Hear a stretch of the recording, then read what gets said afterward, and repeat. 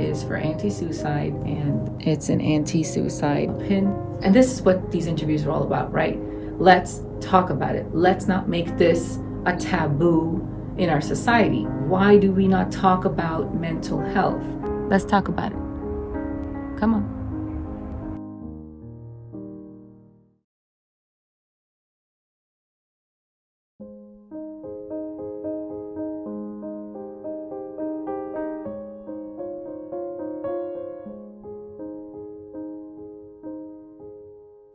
Hi, Scott. Hi, Vineesha. How are you? I'm good. Now, do you mean how are you? How are you? Or just how are you? How are you? How are things going? What's good? How are things with everything that Between Look, Mountains is going? this is what I like because I think we take this statement so lightly. And I was just reading about this somewhere that, how's life today? How are you? Can mean so much. Can mean the world to someone who probably just needs to hear those words sometimes. Mhm. And it could be life changing. And that is these little things, these little anecdotes that are just things we take for granted. They're so important. And we never really pay attention to that. But we're going to talk about all of that. First, let's get you introduced. Um, Meet Scott Turek, everyone. He is the beautiful musician behind Between Mountains. And I don't mean just his face. Yes, that's beautiful. But so is his music, which you'll come to know. And I hope you saw his video over the weekend. And this is him. This is the man behind that video.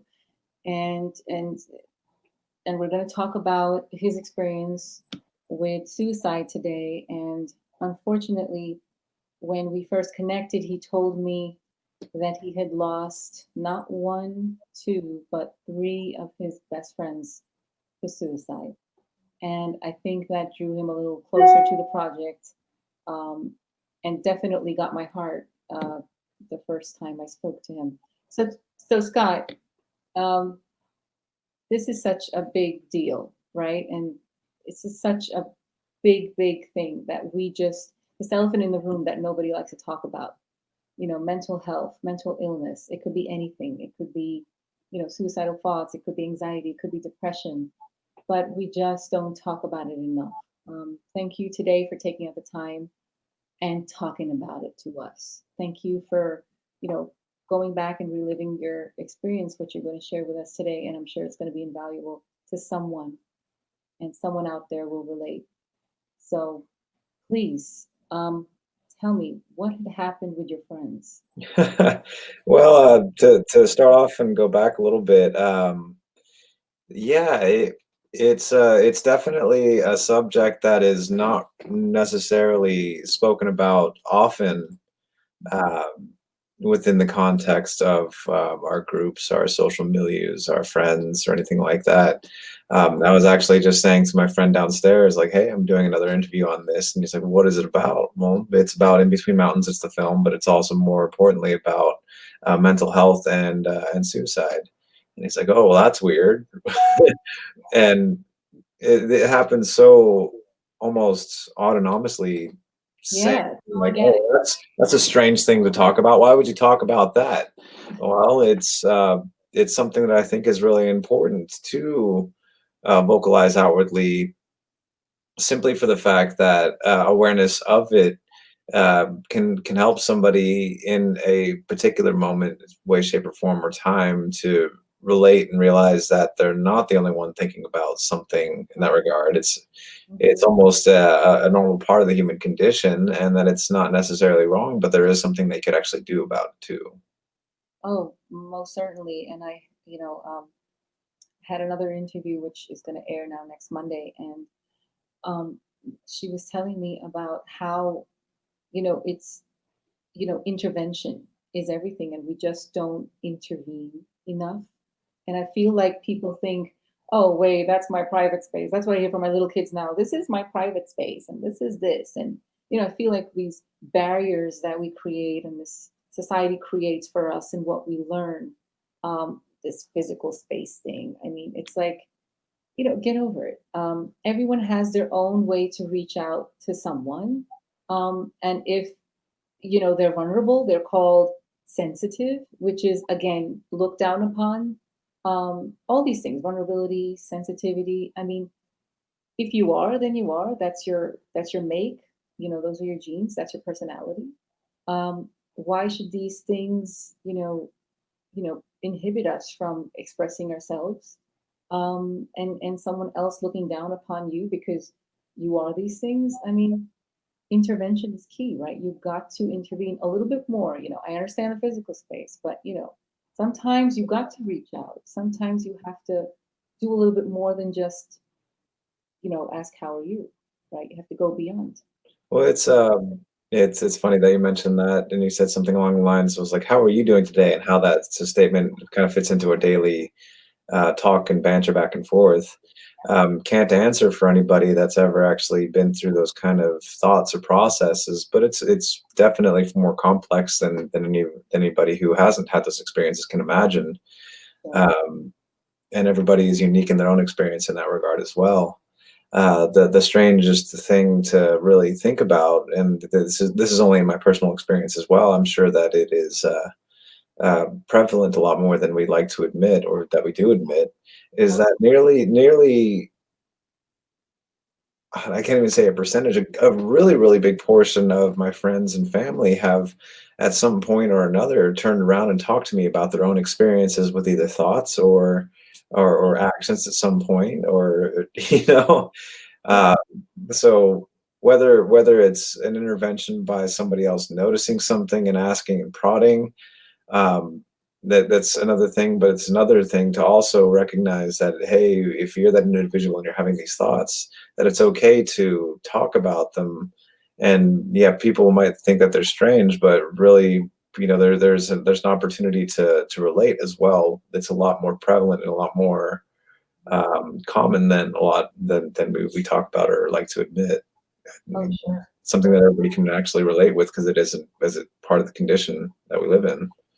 I You know. know?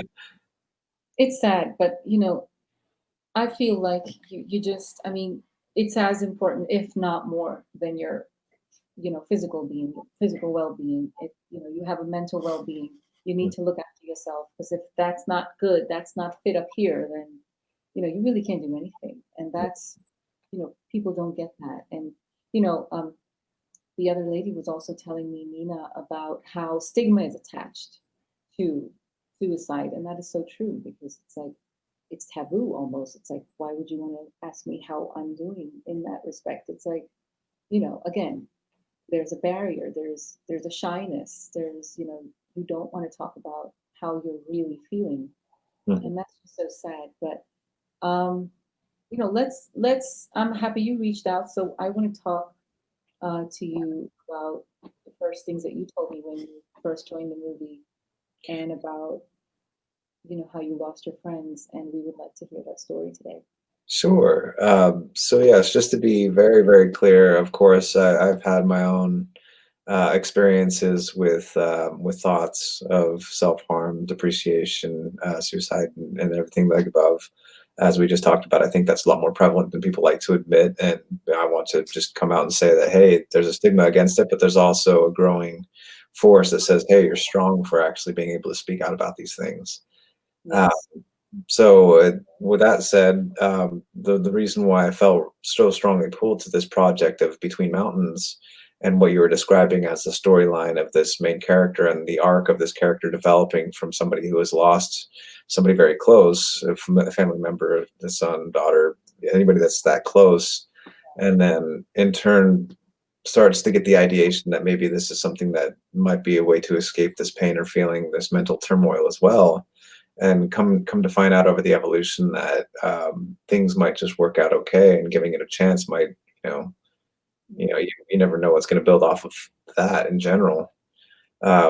It was incredibly important to me because of the fact that I had lost so many of my own interpersonal relationships with my friends to things, um, but in particular the most impactful have been these suicides. Mm. um, I don't know the statistic for it, but there's that age between um, 18 and 30 some odd for especially males that tend to target a lot more um, of these actions than most other Men in groups their or 40s, I heard. yeah. I saw, and I said, well, I don't know. I mean, what could be going on? But then So, again, it's the same thing. I mean, it's not. It's we are living in this life, right? We are gonna face struggles. There's gonna be hardships, at no matter what age. mhm, So, when you're a teenager, there's peer pressure and all of that, and then there's pressure for career, and then there's pressure from parents. There's pressure from society. There's pressure everywhere. Pressure at work when you have the work. Pressure to stay at top when you're at the top. I mean, it's everywhere. It's just maintaining your own um, your own ground and standing tall and saying, well, look, this is fine. This is outside of me. This is external. I am not this. This is not me. And you have to start separating, I think, some of that because not everything is really real, right? It's we got to go through certain, emotions, and we just got to go through these things. But you don't have to take them to heart. You don't have to say, well, this is me, and you know, this is how it's going to be, and I'm in this bubble, and that's when we need that intervention. We need someone to come in and look at us and see that and say, well, I think I saw something. I think I saw a change in behavior. I think I saw you doing something different today. You don't usually do this. Just those signs. And I think if we start listening more, and if we're more in tune with, ourselves, we'll be more in tune with others as well, our spiritual selves. mhm. And that's it. So going back to the question, or what you wanted me to talk about, my own friends' experiences. So yes, I had three of my best friends growing up throughout middle school and high school who had cut their life short by their own volition. The first one, man, how do I go about saying it? Something like this Mhm. uh, was at a time like all these times were of course outside of anything that I could do about it because I was kind of outside of that community here and there. I know that when we had our previous talk before on the Zoom appointment, it was a little bit more poignant on being able to describe the conditions and setting up for it. Um, but yeah, And mhm. so they have these suicides. They happen one after the other, and you think one got, I don't know, one got off on the other, just the thought, and kind of got motivated to. No, not at all. Yeah, honestly, listening into this interview right now, like our last interview, I think was a little bit better Yeah. with being able to set everything up, and we had much more fluid dynamic of being able to talk about these things. Mhm. With this go around, it's kind of hard being pushed right into that spot of talking about these things, especially since they were my own experiences. Mhm. Yeah. So Take your with, time. with with that Take said, there's nothing that I could say about anybody's actions or what had motivated what to do these things. Everybody tries to rationalize why somebody's done some sort of action for an otherwise, or otherwise the news wouldn't be nearly as interesting. We try to speculate on why somebody would want to do something and what motivates them to do it. The key figure that I could think of for anything that has to do with mental health is that it's a very, very internal process. And while external stimuli might have some sort of factor in influencing these things, it's the inner self dialogue that has a lot more to do with how we interact with our external world that enables us to be able to do something so drastic as being able to commit suicide. Um, that's not to say that there is any one definitive cause or reason to, but there's data that goes behind this idea that um, that when people have a certain self-talk and self-talk turns into a belief and a belief turns into a faith, whether that faith is in an external process and being able to have an idea that something else is greater happening, or faith that something's going to happen to you, it's almost like a self-fulfilling prophecy. If you want to take your own life, you're gonna do it. if But the caveat there is that there the justifications don't make up for the means a lot of the time. You know, there are those external stressors, the lack of income, the lack of attention, the lack of this, the lack of that, or too much of one thing or another as well. But it's all that internal process that we have with ourselves that justifies whether the action is conducive to the way that we want our world to happen. Do I, you know, is this something that I want my friends to be burdened with? Well, no. Okay. Is this something that I want my family to be burdened with? Okay. Well, how do I get rid of this option? Well, I think I only must find like one thing. That's one of literally a billion different dialogues that somebody could have with themselves. I mean, um, what happened? so with that, the thing that we deal with as survivors, I think more than anything else, is the fallout of justifying or giving reason why somebody had done that in the first place. Mhm. I feel like that's going to be something that we see in the character arc of the main character for Between Mountains, Mhm. where there's this thing where there's this huge gap left for questioning. Well, why did this somebody do this? Why did this person do this? When I've given them everything, when I've given them every single opportunity, I've given them every single chance, despite what they were thinking, I was paying attention to them. I was doing this. Um, and I feel like the fallout of that, trying to justify and create a reason, is is what causes a lot of the pain and heartache for the people that are left. You know, the survivor's guilt more so than often not Oh, too. You know. yeah. Totally. But in our case, I would say in Between Mountains is more like you know, this man who loses his child suddenly, and now he's just suffering, and he's in that dark hole, and he's in that tunnel, and he sees no light.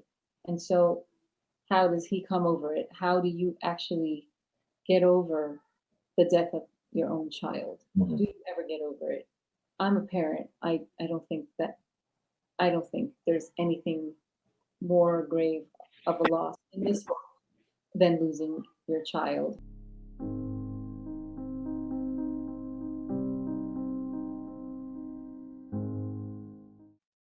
Okay, let's just delve right into what had happened. Um, and you said they were in their 20s, in their early 20s. So yes, if you recall the last time that we were talking, uh, we had gone through a little bit of what we're going to go through now in terms of where and what happened and set up the whole social connotation where we're at.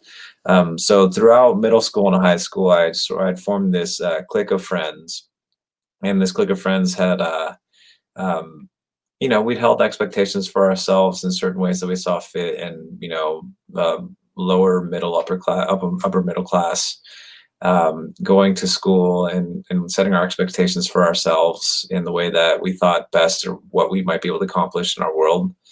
And we spent a lot of time partying and not really letting things get in our way, or worries kind of take over who we were. Um, but there's some points where we just grow up and we experience some things, where one thing leads to another, and we feel like we need to do something drastic about it. For me, one of those experiences came to where I was actually caught in high school with a little bit of marijuana. And at Mhm. the time, my brother was already a year into the military. I came from a military family. Both my father and then both my grandfathers were both in the military, and even further than that, their fathers before them, in one shape, way, or form, were part of the military. So I was like, well, okay, I have this opportunity to kind of get out of where I'm at. I wasn't, I was a smart kid, not the best performing in high school because I was bored most of the time and spent my time partying. But maybe this is a good opportunity to kind of set myself and prove to myself that I could do something. But once I did that, I kind of left my entire friend group, um, back home with their own devices, and they kept on doing the same thing.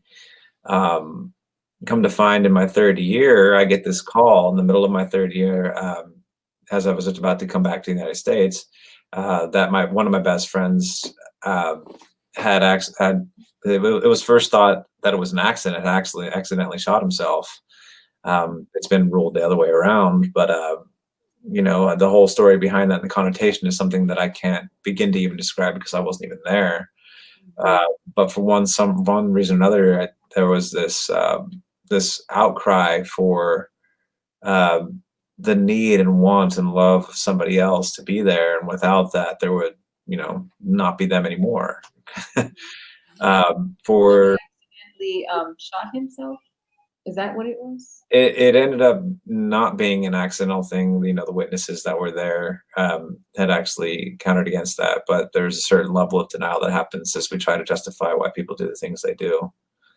Right. Um, and my second friend who had gone was actually a very upstanding individual. He spent his time teaching kids, and he was on his way to becoming a really good high school teacher himself, and very involved with a lot of our friend group and stuff in football. And it came quite suddenly that one day he just didn't show up, wasn't Mhm. there at all, and he was discovered in his own house, strung up by his own volition as well.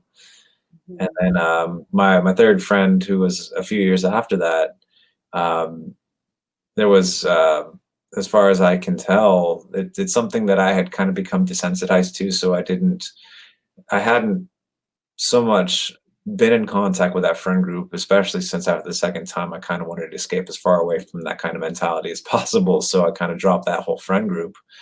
But Oh. I did get the news that my other really, really good friend from growing up had also been killed, and in a way not too dissimilar from my first friend. And it So was, was a gun involved in that too, or? as far as I'm concerned, it was more like I don't know the whole story behind that. I chose not to pay attention to it. I didn't really want to know. Mhm. But he did. He was in an argument with his girlfriend at the time, and one thing led to another. There was a passionate argument, and that's the way that things went down. Mm. Um, which, In front of the girlfriend. yeah. Mm. Mhm. So there's these things that we try to come up with in our head to kind of make sense of why our friends would do something like this, or friends or family.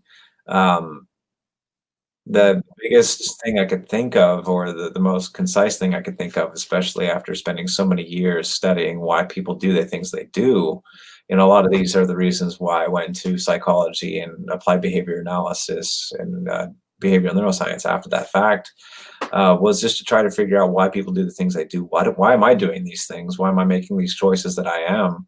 And a lot of the time, You these studied it because you wanted to understand this. You wanted to understand. exactly, yeah, yeah. But these actions are almost instantaneous ideations of going, oh, you know what? Well, this is going to do something. This is going to get a reaction. This is going to get a rise. This is somehow going to get what I want as a message out there to this person or these things that I'm trying to communicate with. And it's definitely a big communication, but it's definitely something that's often misconstrued and Yeah, taboo, like you had said. yeah, yeah. Wow. Um, and then going from there, and just to even go back, what was the commonality? Because they all knew each other, these three friends of yours. Um, like, what was the common thread? Was like one. I'm trying to understand if they're all friends and how if maybe one, triggered a thought, um, or pun intended actually, and then it kind of bounced off to the other. Like, I'm just trying to understand. Does this thing kind of bounce off to Well, another? this is what I mean. You trying to understand this concept is like what I was trying to understand as well. And the most I've come up with is something that is still very much outside the narrative of their own justifications. Like Yeah, no matter what, we're going to try to make sense of somebody else's actions, but that's not going to be their experience. So yeah. No, would have I was I would have see. no idea whether one motivated the next or inspired somebody else to do something else. But if there were common threads, I don't know if that would lead to any sort of causation or if it's just a correlation. Yeah. The correlations that were there is that we were friends. We listened to the same music. We did the same things. We partied the same way, drank the same booze, did the same drugs, um, um, did similar things over and over again. We're in the same places all the time. Yeah. Uh, I honestly don't know if I can answer that. It's something that is very unique to everybody's internal monologue or internal dialogue and how they, make that instantaneous action for them to do something in general. But according to the World Health Organization, every 40 seconds someone commits a suicide. And that is an astounding statistic to me. I had never known until I started researching when I, started doing this movie and just so randomly. And when I get involved in something, then I really go and research and I dig underneath. And this is why I started these interviews because I was just curious that, maybe there are others like my character, like Johnny Morris, who are also suffering the way he is. And maybe they just need, to be reached out to. Maybe they just need to be talked to, you Hmm. know, and which they don't have. And, my character in the movie doesn't have that moral support. And, he lost his wife already. Now he loses his son. So where is that support? He's not getting anything. And, just that, you know, I just feel like, the perspective of time is so different when you think about statistics like this, where every 40 seconds someone is lost to suicide. I mean, I think of time so differently now. Like, what do I do in 40 seconds? I don't do anything in 40 seconds, it's, but there's a death happening every 40 seconds, a death that could be prevented. And that's the sad part. So yeah, it made me think of time very differently, the perspective on time. What do you think? I think that with the perspective of time comes also the perspective of opportunity. Mhm. It is something that it's just as instantaneous as taking that thought being like, hey, I'm going to jump off this bridge, to Yeah, following that other line of thought going like, hey, maybe I can go out into the woods and just meditate on something for a little while, taking that yeah. inspiration to a different direction, and just listening to that inner voice in the other direction might be as simple as that.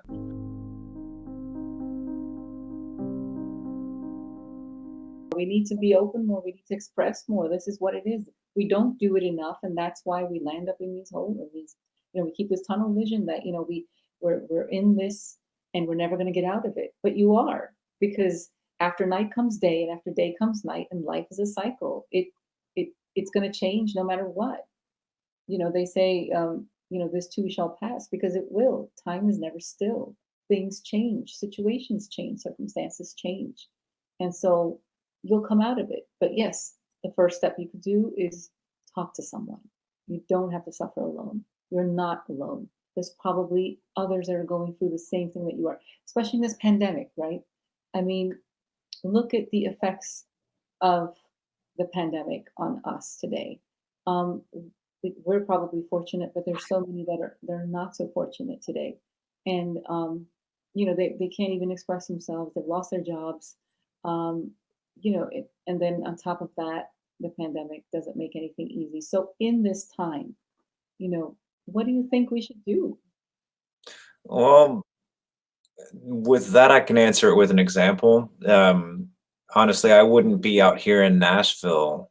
I Yeah, wouldn't have taken the necessary steps to get motivated, start packing up my stuff, and then drive across the country, literally, to find myself landed in a completely different city that I have nobody, and nobody in, or I've been making friends that I had nobody to talk to or nobody to meet up with or anything like that. If I didn't have the opportunity to go and talk with a professional counselor, a therapist, mm, just to kind of set my mind at ease in my order, my own internal dialogue telling me that I couldn't do this, that I couldn't do that, or I should do this and do that instead. When I had this dream, this underlying current of who I am begging to come out, being like, hey, I want you to be this musician, I want you to be this actor, I want you to be this executive producer, I want you to be this and I want this, but you're not getting it here. How do you make the moves to get out of here? I wouldn't have been able to make the decisions to come out here if I didn't have that person to help guide me along, to open up that conversation away from self-doubt and away from self-depreciation, build up a plan for me to actually answer my own questions and gain the courage to um, act for them, you know? Yeah. So with that said, I think, You know, we all need that someone. We all need positivity. We need to surround ourselves with positivity. And if we can't find it around us, then we must go out in nature, manifest some thoughts out there that are positive, and just, just believe that, as time changes, this will pass and things will change for you. And, you know, with rain comes sunshine, with sun comes rain. I mean, it's all a pattern of life. Everything is hand in glove. Everything comes together. well, that's why I vie a lot for mental health counseling, therapists, and any of the above. Uh, Yes. I'm fortunate enough to have a resource like that provided for me for as a military veteran to be able to have, especially something that I can just call and be a part of immediately. But Right. it's something that I definitely tell my friends who are going through hard times. Well, like, hey, when's the last time you went to go see a therapist who could help you out with, not necessarily telling you what to do or telling you why you're doing the things you're doing, but to help you answer your own questions about why you're doing stuff, and Yeah. to get the courage to be able to make the necessary steps to do the next best thing for you. Yeah. Because Yeah. that's what it's all about. It's not about necessarily talking with somebody else for them to tell you what to do. It's Mhm. talking to somebody else for them to shed light on the questions or the answers you already have for your own questions. Yeah, that's true. That's true. And Like, what do we do when we go to the counselor anyway? The counselor is always asking us questions, right? They're always going, so what do you think what do you feel about this? And what do you, so it's like all the answers are within us. mhm. But it's just we need a bouncing board sometimes. We need a counselor sometimes just to take those questions out of us so we can answer them ourselves. And that's a good point you bring up. Um, and so it's okay, right? It's okay not to be okay. And that's what we're going to say in this pandemic. Oops, I lost you again. Yeah, you there? I'm there, but I don't see your video. So I'm going to wait. Oh, okay. There we go. Yeah. So yeah, you hit the nail on the head. It's okay to not be okay. Yeah. It's okay to take your time, and it's okay to reach out to somebody. Mhm. Um, if you don't feel comfortable with reaching out to people that you know, reaching out to somebody you don't know, taking chances is part of it, and a big chance of it is reaching out to, hey, friend who I either think I has some stuff that going on that has a therapist. Do you recommend an office that I can visit or call into and see how I might meet and talk with somebody about something? I mean, to think about just 20 years ago, the resources that weren't available for mental health and counseling in general, um, was pretty disturbing. Now, the resources that are out there is no, Yeah. it's amazing. It's amazing the number of the people that have been able to, care enough, study enough, be able to open up the dialogue enough. Oh, Uh, yeah. And with social media, it's everywhere. There's like yeah, mental health matters, mental health this, and there's, it's state wise, it's country wise. It's like there's awareness everywhere. All you need to do is reach out, right? mm, You just need to make that effort to reach out and know that you're not alone. And no one ever goes through what you're going through, but someone has been through something similar to what you've been through. So, um, you know, we have to just go on from that. We have to move on. But what would you take back from this experience that you had um, with your friends? What do you take back? What's your takeaway from that? from From the the from the from, suicides? um, wow, that's the big long question. What's my Yeah. takeaway from all of that? I cherish the time that you do have with the friends that you have. Mhm. Um, I was in the unfortunate place of not being there for those friends at that time to be able to read signs or be able to like talk with people about that. I would like to think that maybe I would give them the opportunity of talking about these things, but I Mhm. will never know because I wasn't there. How can I make that happen? Right. So my biggest takeaway was being able to create and then remember the good parts about what we've been able to do and how that influences and inspires what I do here and now. You know, a big part of the reason why I make music in the first place is there's this common thread, I think, within our group that we weren't able to kind of outwardly communicate how and why we felt the things that we did. Uh, and one of the modalities I was able to utilize to be able to communicate without necessarily words was with music, and to be able to put something so ineffable or incommunicable with myself towards others out there in music. It was almost like I was able to disguise that inner dialogue and be able to speak with other people and find a common ground with everybody else who invariably has something similar going on in their own heads too. You know, there's a place where people can gather and That your the musical side of you, did that get enhanced after these events? Did that did that happen? I don't know for sure, but I knew it helped give me a focus on where to kind of go deeper. Yeah. You Well, know, it's great to be able to, as an artist, to have that outlet, to that we could express ourselves with. Like, I could do through stories, you could do it through music, and that's what the arts do. And I really do believe in the power of the arts, and there's really no other medium that really lets you express yourself as much as the arts. And I always tell everyone, make sure your kids are taking at least one drama class in their life, because it really just takes out so much of that pent up garbage that you might have. It's so important to let it out. And I think you can only do that in a drama class. So, me being an ex drama student myself, I think that was life changing for me, just taking that class. And I just didn't leave it. It was over in 4 months, but I stayed on for about 6 months because it was so cathartic, it was so therapeutic. It was just like I didn't have to go to a counselor, you know, um, all of the expressing and the improv and all just kind of took it all out, just performing it out, and you do it through music and it's just wonderful. And I could see it in the song that you've created for this movie, and it's just so soulful, so amazing, and so another level. It totally defines this movie for me, and you know that. You know how much I love you. I love the song so much. And I just released it, and I'm getting a lot of people to love your music. And I wish you well on this musical journey, Scott. You're an amazing talent. You're an amazing person. Thank you for sharing today. Um, is there anything you'd like to say, a message that you'd like to give out? yeah, I'll 100% always vie for mental health and mental health counseling. I said this last time in our last interview too. I gave out my phone number. I'm not going to do that this time, but I will say, hey, there are 1,001 resources for you able to reach out and talk with somebody about something to be able to help you get past your own barriers and find another place out there, some place that's a lot more healthy and conducive for you to develop your own dreams.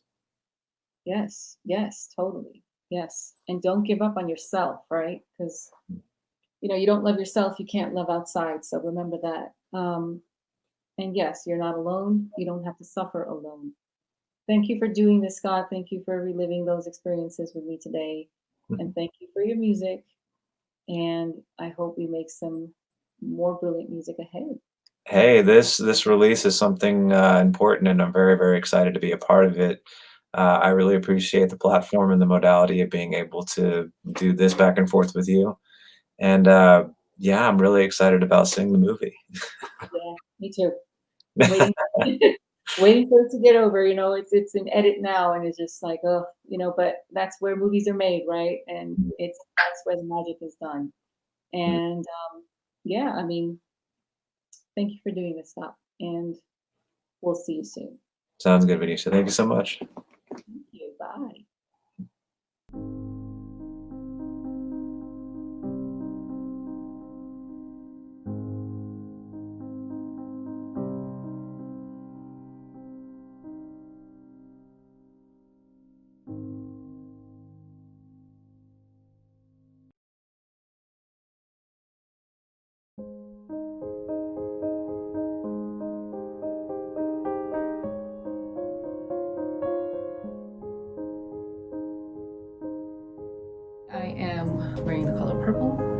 and that is for anti-suicide, and it's an anti-suicide pin. And this is what these interviews are all about, right?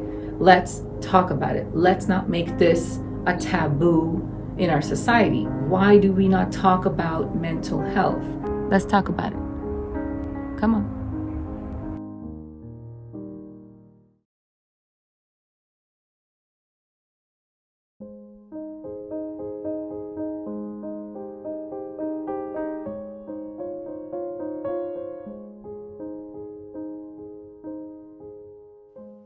Hi, how are you, Mina? Thank you. Thank you. So happy that you could join, that you can talk to us about this such an important issue. I call this the elephant in the room because that's what it is. No one wants to talk about mental health. No one wants to talk about a problem they have. Everyone wants to just say, "Hi, how are you?" And that's it. How are you should really mean something more profound. It should be like, "How are you really?" But it's sad that we take that statement so lightly, and especially in today's time where we can really use some weightage on that statement. Why aren't we asking these questions a lot more? Why aren't we probing into each other's life a little bit more? You know, um, anyway, I'm happy you took out time and you're talking to us about your son today. I will let you explain what had happened. So, Nina, what had happened to your son? Actually, I'm so happy you're covering him at this time because we lost our son Neil Grover one day before Thanksgiving, November 25th in 1998.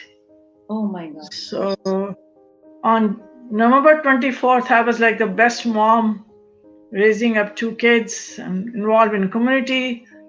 I tried to do everything good as American citizen and still carrying Indian values. And suddenly my life changed. Wow. My son was a second year medical student. You can see his picture, Neil Grover, That's and very happy, handsome, and great brilliant. boy. And then we never had a clue. It was the UMass Medical School, and they called me that, can you come to the school, because I thought that he had flu or he got dehydrated, but never thought that Neil can commit suicide. So they called you to the school, and this happened on his campus?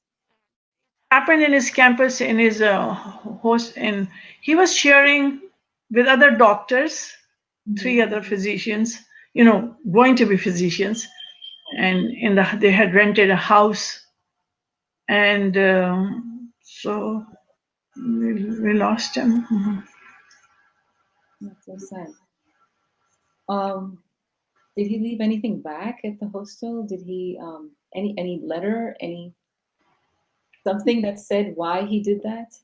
You know, now I've gone through so much. So the letters which they write, 40% of the people don't write. And when they write, they don't tell the real story. Right, right. But you will never know it. Wow. So, we grew up a lot with this one because I had a daughter and I was a bank manager and I had to make my living. It was very hard. And the only thing in Neil's case, I thought that it's a very secretive illness. Even if he had it, I didn't know what happened to him. So I think suicide has so much stigma attached. And I think he wrote in the letter also Yes. that my goal was to reduce the stigma and make people aware of this illness. And I'm talking about 1998. So Uh-huh. then I went into the computer to see if there's a walk, and I realized that there's no walk in United States on suicide prevention, heart, lung, and I'm very happy they're doing it. But I That's realized probably the stigma attached to it because this is such a taboo topic, taboo and no topic. one wants to address that they have a problem. They think, oh, Problem.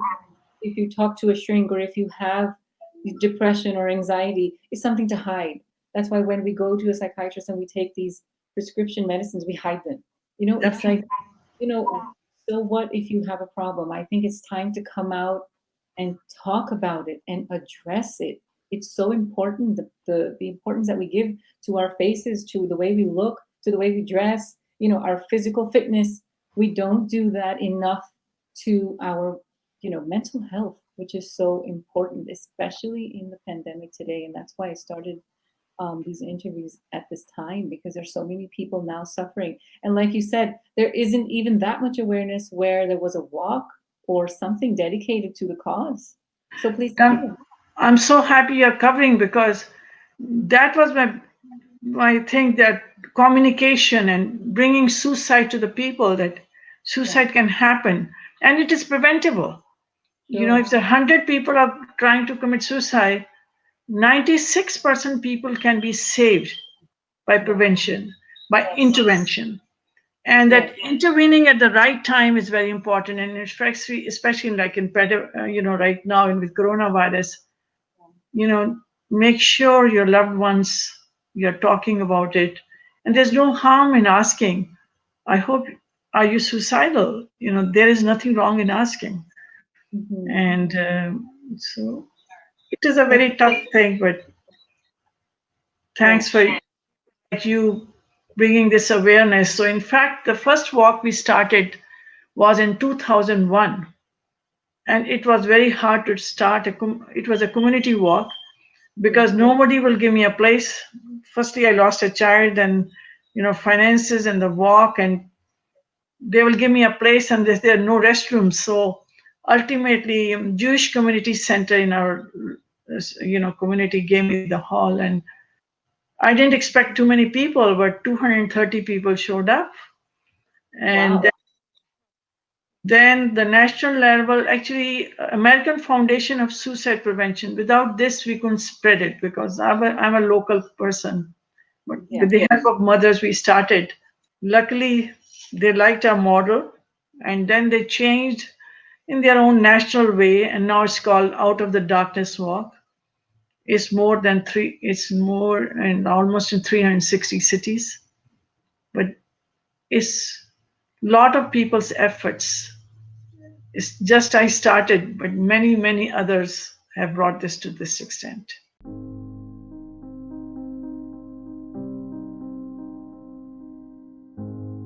When I lost Neil, we'd be sitting in a party, and I knew as soon as I left, they'll be talking about, she had a son whom she lost with suicide. But we have to have a big courage to face it. Then I couldn't have survived. In fact, even my relatives said that, why didn't you say he was murdered? I said, no, I can't. I have, that's true. Cover this up. I know, cover it up. Suicide has so much taboo, like you were saying. Oh my God, that is horrible. I'm so sorry that you had to hear that. No, but I didn't do it. Right now I said, the truth is that he died with suicide, and I have to face it. Yes. It's so important to come out, to be truthful about your experiences, about maybe this is how we can help others. If we hide it, if we shrug it under the carpet, then how are we going to help another Indian? And what's the point? If we don't talk about something, how are we going to find a solution to it? This is like one time for breast cancer, we never wanted to, we women used to hide. And now there's so many solutions to breast cancer. Same way, my goal was to make awareness. The Indian community itself a problem that we don't like to address it even more than even like it's already such a big topic that nobody wants to talk about, and everyone shies away from mental health to talk about it. But in the Indian society, it's even more so. We don't even talk about sex with our kids. We don't talk about anything. So imagine something like oh, I'm depressed. They're never going to say it. Or, I need help. I'm feeling a lot of anxiety. They're not going to say it. So do you think it's a community issue? Do you think it's what we're talking Actually, about? Right? Indian, because I've been in America a long time. It's Indian community and also in our other communities, even non-Indian communities, Sure, even sure. churches, even in our, even the people who are doctors, if they are depressed, they hide Yeah, because they may lose their practice. yeah. So until we talk like this, until we have seminars and coaching, that is a illness which is preventable. And Yes. so And how do you think, from your experience and to share with the world, what do you think are how could we intervene? What can we do since you have had this experience? What would you say to someone that is maybe has a loved one that needs to be taken out to? How would you say, what are these intervening measures that you would take? the first thing is, if somebody is really suicidal, they are, at that time, best is not to give them a big speech. Yeah. We all Just love to lecture, right? We all love to teach. lectures. Yeah. Sit with them and listen for hours and hours and hours. Don't give any opinion. And I'm not bragging, but truly, I know at least 3 or 4 people. I coach the mothers and the parents, and they save their kids. And Amazing. and also, just open discussion, like you were saying, that depression is preventable too. People get involved with the walk which I have started. It has become not only awareness, it has also helped families to reduce their grief, and Yes. they're teaching their grandkids. Like my grandkids say, he wrote an article saying that, if I'm sad, I will tell somebody. Yeah. So That's good. That's great. I mean, look, it always starts with the youngsters, with the youth. If we can instill those kind of qualities, where we tell them, please, it's completely. You have to be honest to yourself. You have to be honest to your own emotions. That's number one. That is key. What is the point of hiding it? You will never get a solution. So and just. from 1998 to this point, Mhm. there is a lot of things have happened. I'm talking about 22 years back. Yeah. It was very hard. There was no newspaper. Nobody covered us. We were in one newspaper, a small title, Yeah. and then we almost had to beg the media to come and cover us. But now the same thing is, we get channel 40, channel 22, and that's why happiness is not so much the money collected. It's Yeah. just that somebody's watching any awareness, and they think depression, and they are thinking to end their life. There is a hope. Yeah. And then we give, like, we have uh, we give some cards to the people which shows suicide prevention symptoms, Hmm. and there's a hotline. I don't know if you can see, 1-800-273-TALK. Okay, wonderful. 1-800-273-TALK. So that's the suicide prevention hotline. And And it people, is open 24 hours, and my daughter has helped there. And she's a physician now, but she took out time and helped in this line. oh, that's amazing. That's great. Doing all these selfless things that you're doing, going on the hotline. I'm sure if someone does want to reach out, they probably will. At least you're providing the platform for them to come out and make people aware of such a grave issue.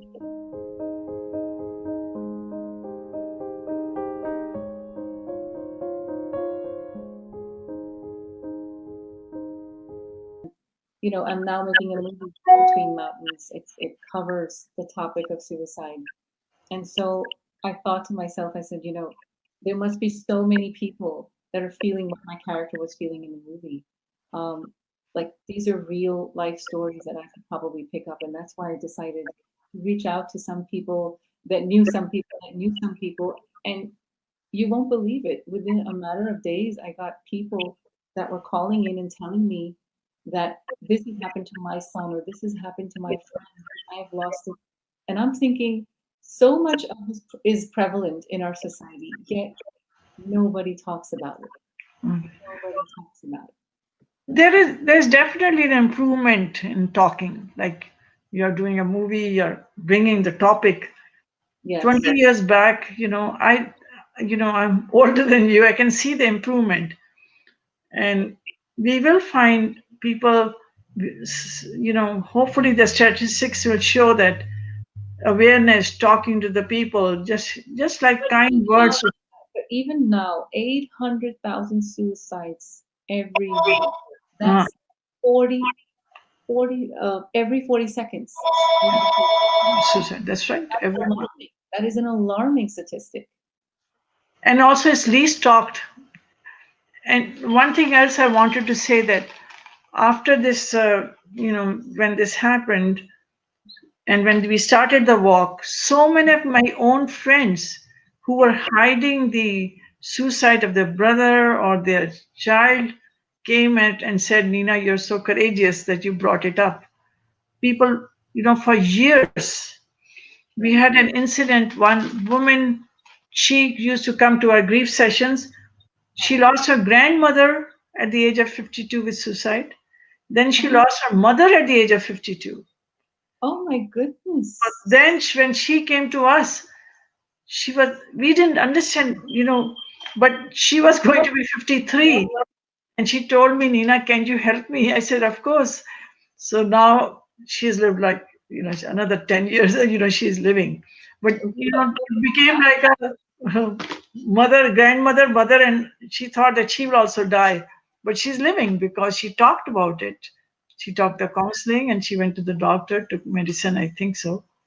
So, So the grandmother, the mother, both. That's astounding. That's but did she ever tell you the reason as to what happened? suicide is a very, very secretive illness. The person who dies takes with the person themselves. Even when I do all these things, I still cannot find. There are multiple reasons, Right. and it can be relationships, it can be job, it can be stresses of the life. So Yeah. it's a multi-factor. So basically, it's stress, right? Everything stems from stress. Some kind of depression, some kind of an anxiety over some issue. Stress, depression, all Yeah, together. amplifies in your head. Um, it amplifies because obviously you're not talking about it, you're not expressing it. So it's getting pent up. So all of those, scary pent up thoughts, they're not going anywhere. And you're collecting them. And maybe just the noise in the head just starts building up so much that they can't even take it anymore. And also, don't forget, there's a stigma attached. So even if the person wants, my son did write in the letter, there's so much stigma attached that I didn't know what to do. That there's a time, and especially when the person is very brilliant, they don't want anybody to know that they have this illness. Oh, So that's secrecy and the stigma both together. it's a good point that My you experience. that is so important. Thank you for shedding light on those two, things that we probably overlook. It is definitely a very secretive illness. That is for sure. Nobody wants to address that.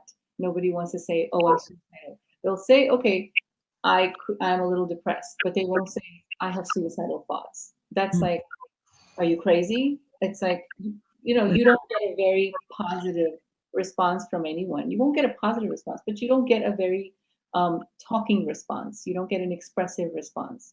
You probably get like a shock or like, what are you talking about? It's like, and that's what's so sad. Like if you have, But very few people, even when you said they say they're depressed, very few people will say they're depressed. yes, true, true. All kinds of mental illnesses. They're just not talked about, and that's the issue. That's the problem. I mean, obviously, suicide is finite. There's no coming back from that. But but the thought has to cross your mind, and that is what we're trying to prevent. Why should that thought come to your mind? There are solutions. Life is beautiful. It is everything changes. Nothing stays the same, right? This is what we need to tell people. Only thing is, still I'll emphasize that if somebody is in a very depressed and anxiety mood, just listen to them. Listen and listen, because we may aggravate, they may start thinking that what we are thinking. And in my case, I never knew it, and my son used to call me every day, and he was very funny. So last time when I met, he was not funny, and but I still couldn't think about suicide. So I Right. told my husband that he's getting Also, jokes, yeah, but you will never think. But some pattern behavior change. right. So those signs, you have to pick up on the signs, right? Then they are That maybe just someone is doing today. like sleeping a lot, Mm-hmm. irritated, Mm-hmm. irritated with small things, Mm-hmm. and sometimes they may eat too much or they may not eat at all. So they may eat, like sometimes for 2 days they're not just hungry because they're thinking of life and death. Right. And So we have to look out for those signs. We have to see the change in pattern, the change in behavior. So you're saying with Neil, he was different. He was, lively, vivacious, smart, and then suddenly he was, started to digress a little bit, started to change his behavior. that's right. The only thing is, I never knew the symptoms, but now I can see there were 3, 4 symptoms. There Like was- So what did you exactly see? What were the symptoms? the thing, symptoms I saw that he was so excited, he was very giving child. He would say, bring food for like 7, 8 people. My friends will come and we'll eat together. Yeah. But then he just couldn't eat. Then, I didn't know. And, I just still didn't, I couldn't even think about suicide. Then Right. the second symptom was that when I met him, from last 2 months, he looked Mhm. very sad. He was not joking. He was not very happy. Uh-huh. And then he told me that he's sleeping a little late. And so at least 3 things I could see. Mhm. Now I could see that he was right in the middle, Mhm. thinking about life and death. And the strange part was he was so smart that even like 10 days before when he had his exam, he had 98 out of 100. So he could focus on his exam, but he couldn't focus on his life. What grade was he in at the time? How He old? was a second year medical student at UMass. Okay. He was very smart, and not only smart, very nice child. He About 20 years old? was 23 and a half. 3.5. Wow. That is up to 25 is a really bad, but any age is bad, but Yeah. that's up to 25 in fact is considered like a teenager age. Right, right. So, I would like every mother not to be scared, but keep your eyes But open. Nina, I want to ask you, did this happen in his friends? Did it happen in any family member or neighbor that you heard about incidents that had happened before that could have incited such feelings in him? Do you know of any?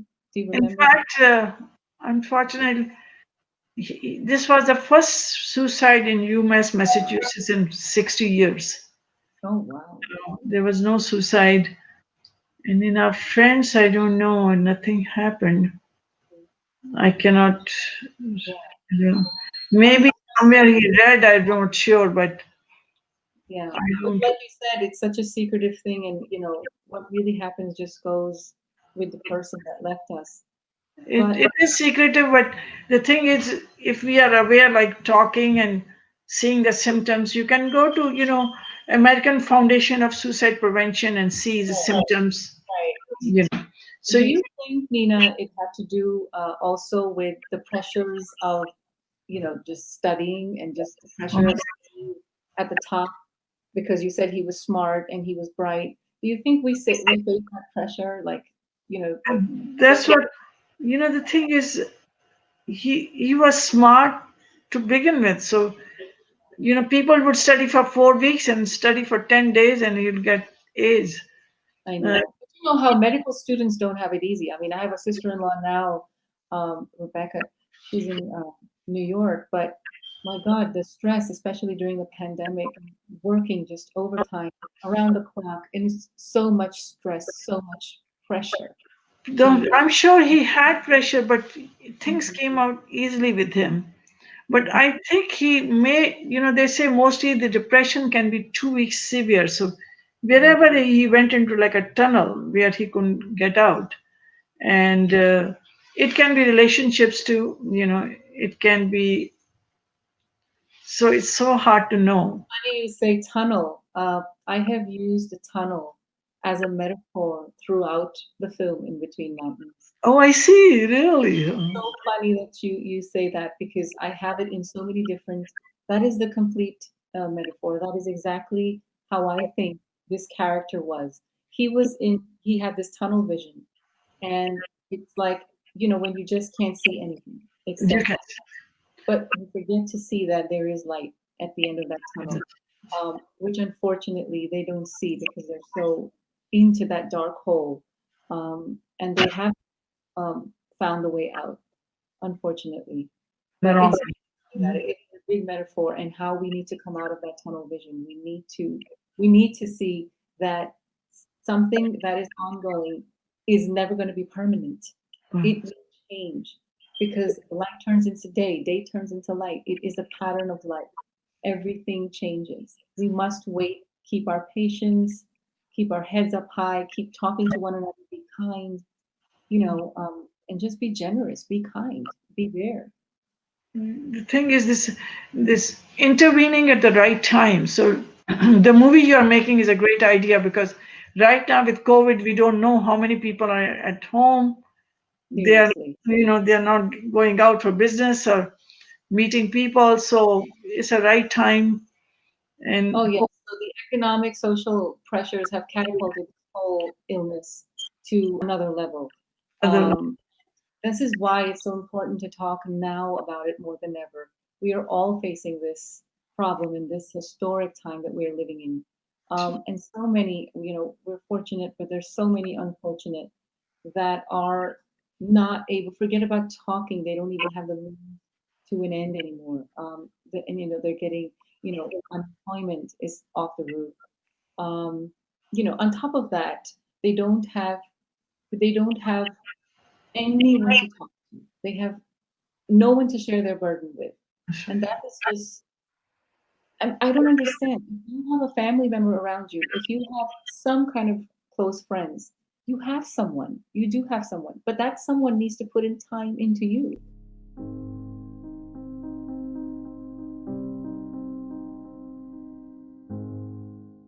I want to talk a little bit about the aftermath.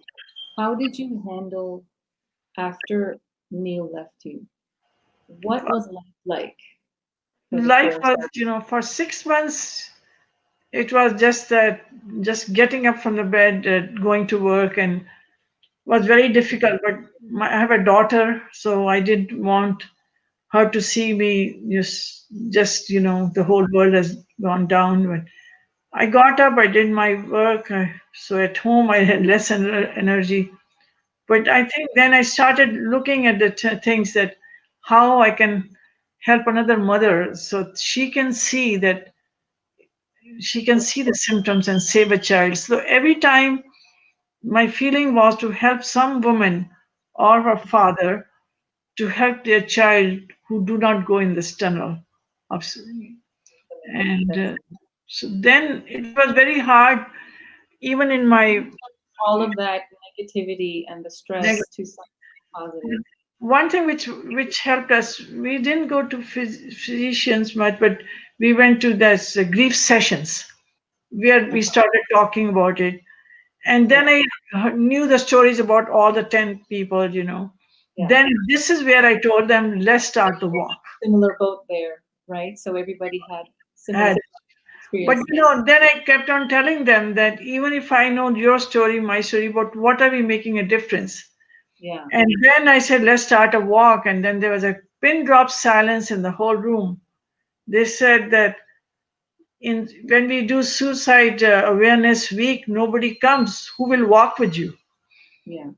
And that was true. And to get a place was very hard. But there were other 3, 4 women who helped me, and it was very tough. And within 2 years, he died in November 1998, and our first walk was in June of 2001, Mhm. which was called End of Secrecy. Oh, Mine was a secretive. right. And now it's known as a community walk with the help of national. It's known Out of the Darkness Walk. Mhm. Um, we haven't talked about how he passed. What did he do? What did you do? Okay, what happened was, you know, I don't know too many details, but he was a dog physician, Uh-huh. so he had access to the knives. Oh, So he cut his wrist. oh, And when his friends called me, they said, "We, we, you know, we cannot find Neil. His door is locked." oh, I never thought suicide in my. It just didn't hit me even for 1 second, yes. because he kept on telling me he has cold and flu. Mhm. So when you hear that, I thought that he had cold and flu and he got dehydrated and is in room. I said, please break the door. Yeah. And then they broke the door and they saw him. And then the police called, no, his friend called me that please come to, UMass Yeah. in Boston. And so when we went there, I still could not think about suicide. I thought he died with the cold and virus. When they said suicide, then we three fell just down, my daughter and my husband and me, and because all our hopes were on Mhm. my son Neil and Mira. And so life changed, like that's what I was saying, that one moment I was the best, we were the best parents. Yeah. And then people started not with love of Neil, that what happened wrong, did we do, then I started analyzing myself, what did I do wrong? Mhm. But then I thought, no, we were good parents, but he had an illness and we didn't intervene at the right time. That is a reality. I'm so sorry to make you relive. It's not easy, I'm And sure. Even after all these years, I'm sure it's not easy to talk about it. he was so handsome. Wherever he went, all the friends would come and talk to him, and it was very funny, very funny. So I miss him a lot. Oh, my heart goes out to you, Nina.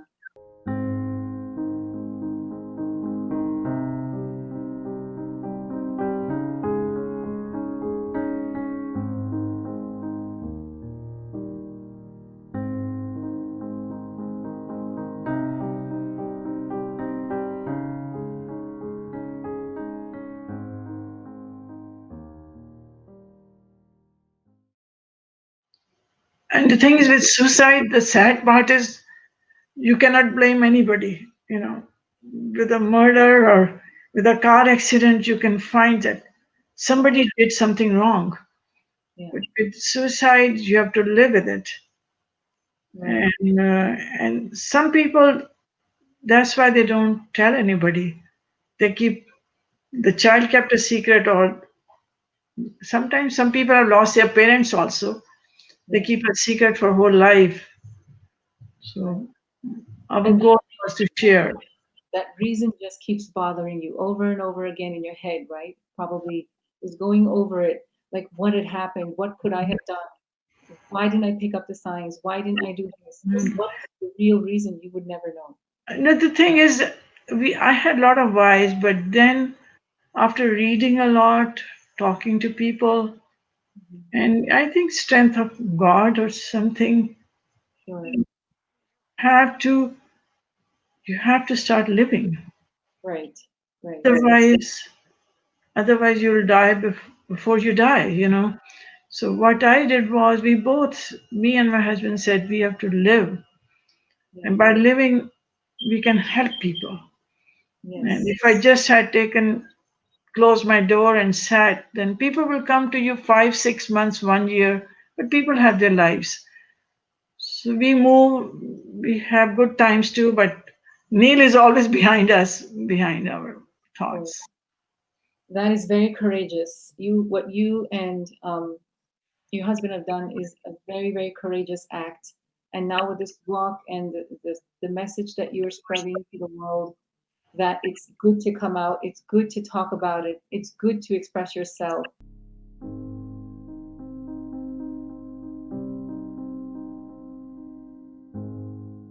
One thing I just want to add, like, once we lost Neil, we had to think that we have another child to look at. So Yeah. my daughter was very close to her brother, and loss of a sibling is very bad too. And she lied down and she says, "I cannot do anything." She I was can. for Yeah. medicine. I said to her, What is the age difference between them? She's only 2 years, 2 years. oh, so they And were close. They were my very daughter was always like, he was a role model to her, to him, to her. oh no. Then she said that I cannot do anything. Then I told her, I said, just see, in 10 days, I went back to work as a branch manager and I did my work. Wow. If 10 all days. sit, then nothing will happen. So then she went to her medical school, but same school where Neil was, and they have a big bench in his name, and it was hard for Mira. Then people will sit in that bench, and that belonged to her brother's memory. Wow. We are That's doing scholarship for him in medical school, whatever we can afford. oh, that's amazing. You keep giving. You're just such a giving person, and your family just keeps giving back. That is so amazing. That is very, very commendable.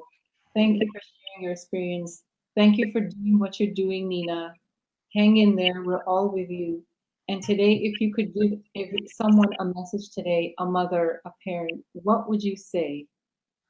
The only thing I will tell them, just like you said, be kind, listen to your child. Yes. These are COVID times or any time, and be aware and just be with the person whom you think needs help, and Yes. you will help.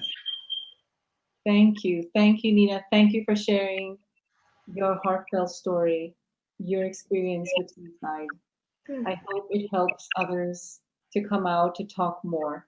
And Okay. that's our aim. That's the only thing we can hope for. Thank you very much.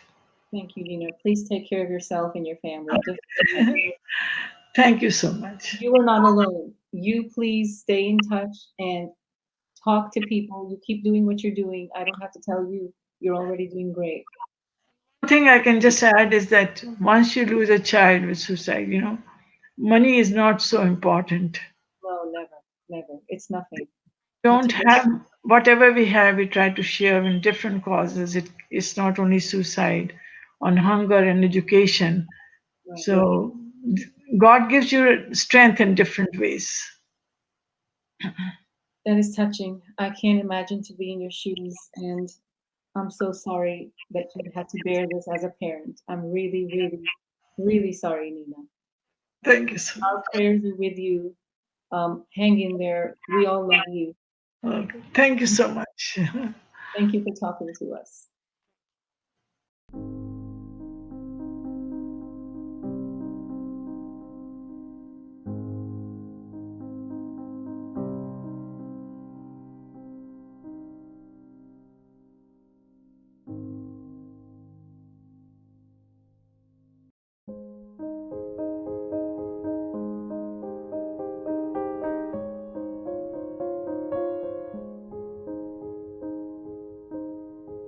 I am wearing the color purple, and that is for anti-suicide, and it's an anti-suicide pin.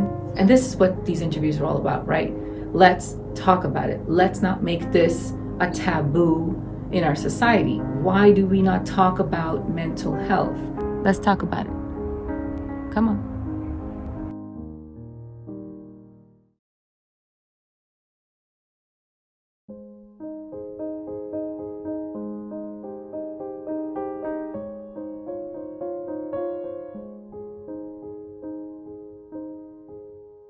Hi, Lisa. Hi, How are you today? I am good. Thank you for asking. How are you? I'm good. I'm really well. Yes, I'm good. finished like the editing of this film, or trying to actually start it, Yeah. and then just talking to people. Yep. That's what I'm up to. But yeah, we were just talking in the last conversation about how you have to go beyond the how are yous, and Yeah. but first, let's get to a little bit of an intro from you. So Sure. what's your background? And first let's just start with that. Yeah. Well, basically, like what I've been doing since 2011 was I started a nonprofit organization called Music Fuel, where I teach life skill workshops and songwriting to middle school and high school students as a form of creative self-expression, so they can help themselves express the things that they're going through.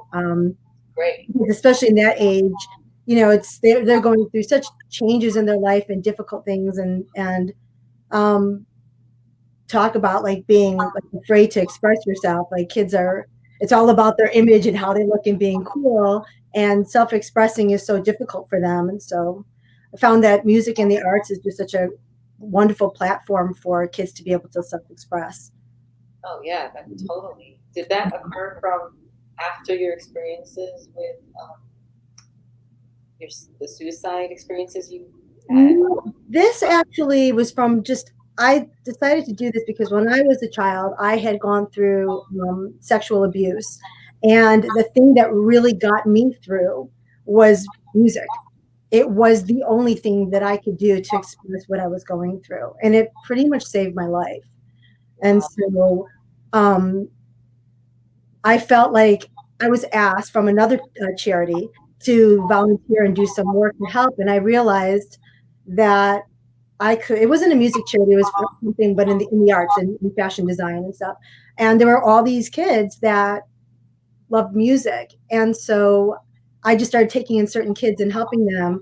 And I thought to myself, maybe I can do this on a bigger scale, And so I didn't realize I was like taking on so much by starting a 501c3, but I did, and started the organization. Kudos to you on that one, Lisa. Yeah. That's amazing. I always feel to channelize all of that pent up negative emotion into something that's positive, that's what's going to help you out of the situation, not to mention others. Yeah. But sexual abuse, that's also that's a big problem in throughout the world. I wouldn't even say here, but I think everyone has kind of experienced this. I'd say I have to some extent. I'd say my sister has.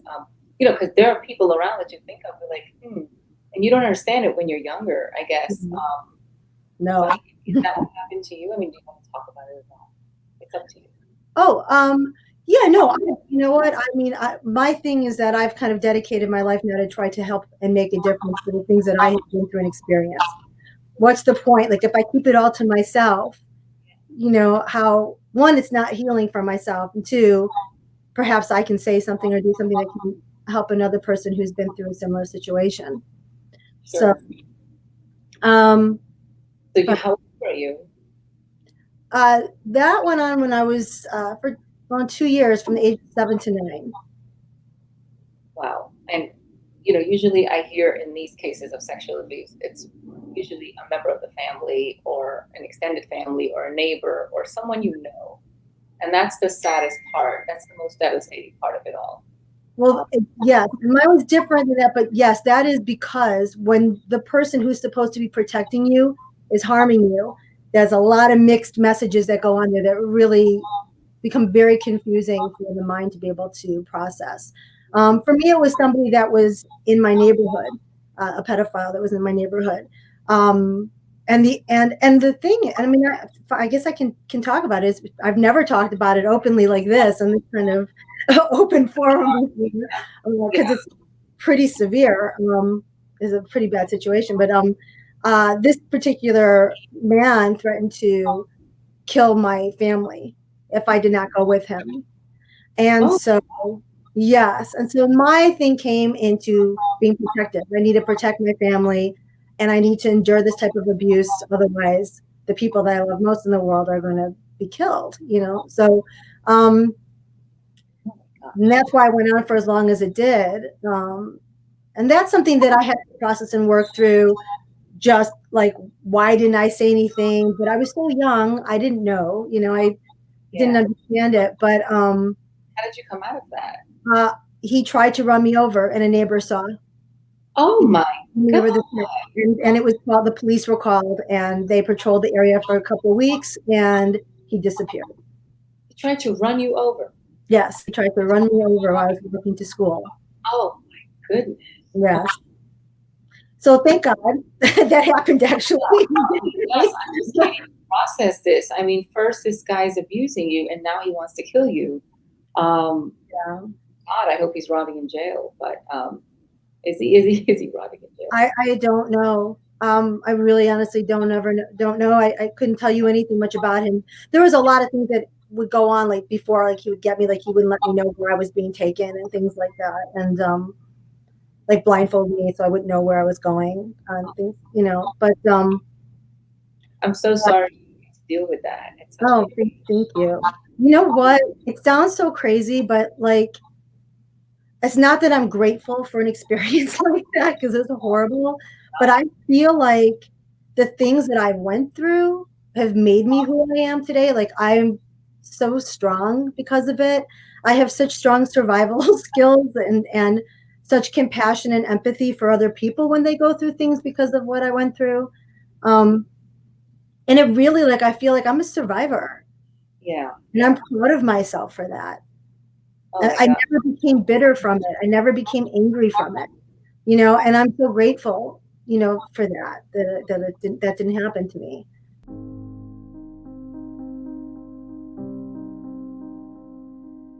Back in India, back in Mumbai, I Yes. dedicated an entire wall to art, which was, you know, either defacing the criminals of, you know, that were presently sexually abusing kids around, or I was just drawing the art and just creating awareness. And it was called Be Free Street Art. Oh, okay. Nice. There still exists at the back road of Andheri, Lokhandwala, and you know, it's where I used to live. So yeah, everyone used to pass by in the morning, and be like, why are you making this art? And I'm like, well, to make you aware. And they're like, why are you spending your money on this? And I'm like, is that what you should be asking me, instead of going, well, you know, what could we do to help, and how could we, you know, I mean, it's ridiculous the way society's like always so, you know, money oriented. It's like, I mean, really, I mean, I'm not really, I could afford paint, okay, and I got permission to paint on the wall. But I think there are more relevant questions that you could ask instead of, why are you spending your money on this? And I'm going,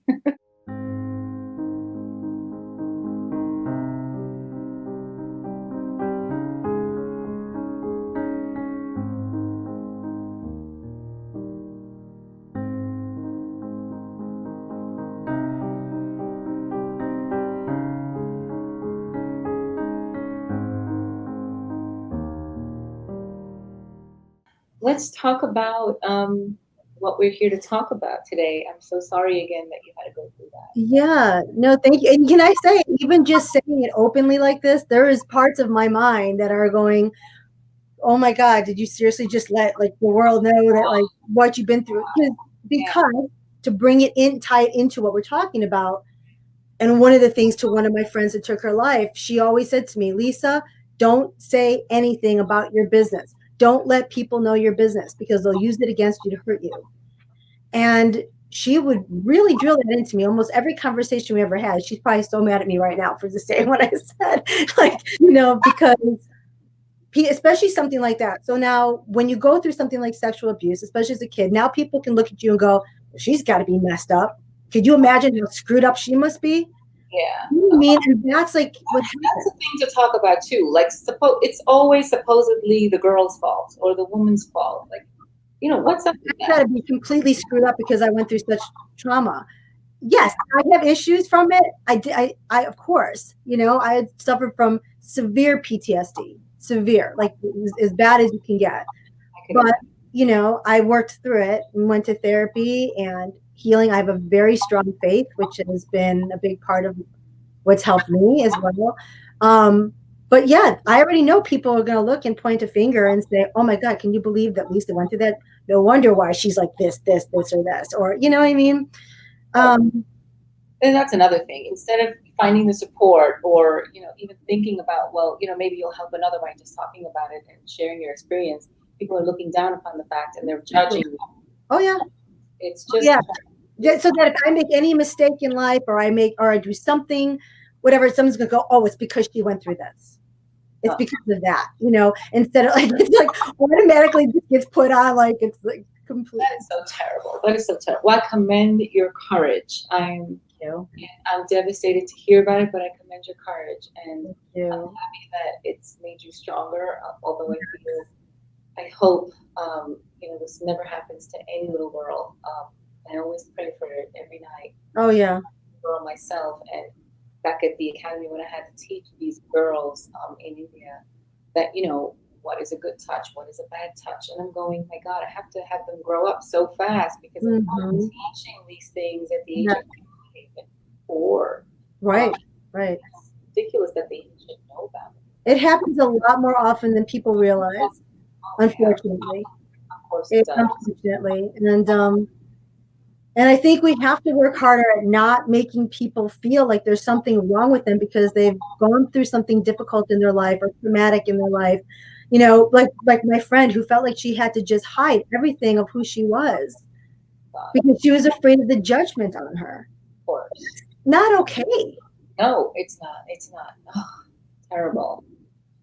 And that's another thing. It's okay to not be okay, right? And that's another thing that we need to let out in the society today. We're going through the most craziest times. We are. People are not exactly okay, though they're putting on. Listen, life is not easy, and none of us get out of it unscathed. That is what I feel. And we have to support each other. We have to care. We have to not pass judgment so easily like we do. And I don't want to get into politics, but I'll just say real quick, like I had to just not really get involved in social media too much or put on the news because the amount of hatred between the blue and the red and the hate talk. And I was like, I can't, why does it have to be so much hatred? Why do we have to vibrate at that level? We're so much better than that. Yeah. That's what the current campaign is talking about, like bringing people together. That's what we need. We need to now bring people together. That together we stand, divided we fall. Hello. That's right. We're all a human race. We are spiritual beings in a human body. And we have to remember that we are spiritual beings and treat each other as such. Yes. Well, that's what we forget. We forget that we are all human.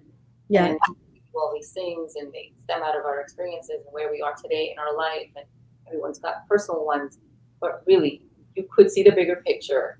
We're all living in this crazy world, and we need to be there for each other. We need to support each other in every way possible. That's right. And if it was up to me, I'd take away guns, I'd stop wars, but it's not. And I know it's so unnecessary.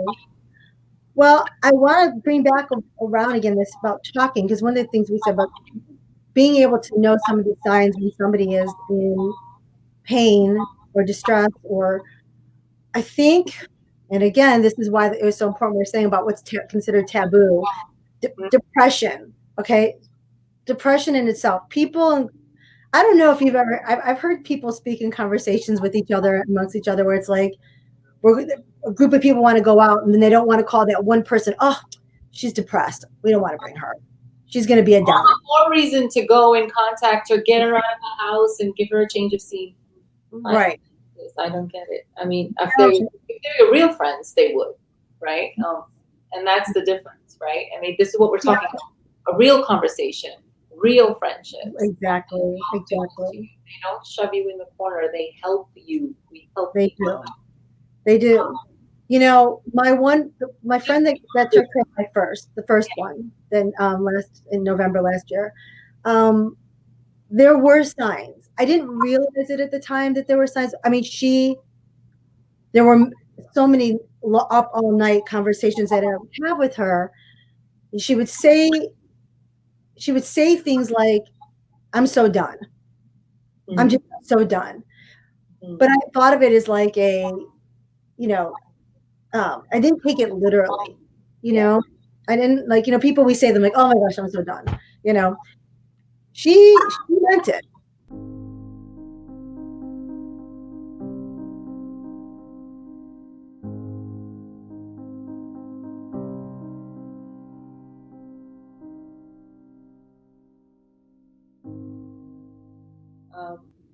Anyway, tell us what happened. What happened with your friend? Well, she was going through some personal and legal things that have actually affected her, her situation with her daughter and her ex-husband. Ex-husband, okay. Yeah, and just um, So that just got you know, all of that, it. you know, I'll say like this in a quick, you know, that Child Protective Services is not for the children. That's all I'm going to say. You know, they ended up taking her child from her. Oh, Um, yeah, and I can't get into why, but it's the completely unsubstantiated things that was just, she was literally the best mom ever. I mean, I am not, she's like, first of all, she was like a spirit. She helped people. She was so spiritual. She was so peaceful. She never raised her voice. She never swore. She was like, she didn't drink. She didn't like, she was like this just pure, beautiful. and they still took her away. They took the daughter away. They did, because she was in a battle with, you know, again, like there's only so much I can say because Don't they base these things on character at all, or what? What's that? Don't they base these things on character at all, or what? No, I think it based a lot of on who's got money and who's paying people behind the scenes. You can buy judges, you can buy all kinds of things when you know, and Horrible. That is just so horrible. it was absolutely horrific what she went through, and it's a shame because honestly, like the parents, the father and her, like end up being victims of Child Protective Services. I mean, both of them did. You know, really, it just ended up being a bad situation. But in the end, the child is the one who pays, and so she still was able to see her daughter. But what ended up happening was that she went to see her daughter. She had to see her in a supervised visit at CPS, and when she would leave, the daughter would be so upset because she wanted to leave and be with her mom. So she started to cry, I want to be with my mom. I want to be with my mom. And they said, you can't see her anymore. You're upsetting your daughter too much. She's too upset when she sees you. Oh. They cut off all contact. Wow. Yeah. And I really believe like it was when that happened, she just had enough. She had sent me a text message a few days before she took her life. And she said, I'm done fighting. I'm done trying. I'm not suicidal. She says to me, not suicidal. You don't go there at that time. You don't think that's going to be that finite. But I see her. She's saying, I'm not suicidal. I'm just done. Like, I'm done fighting. I'm done with this. And I'm thinking, well, she's just done with the rat race, dealing with these people, you know.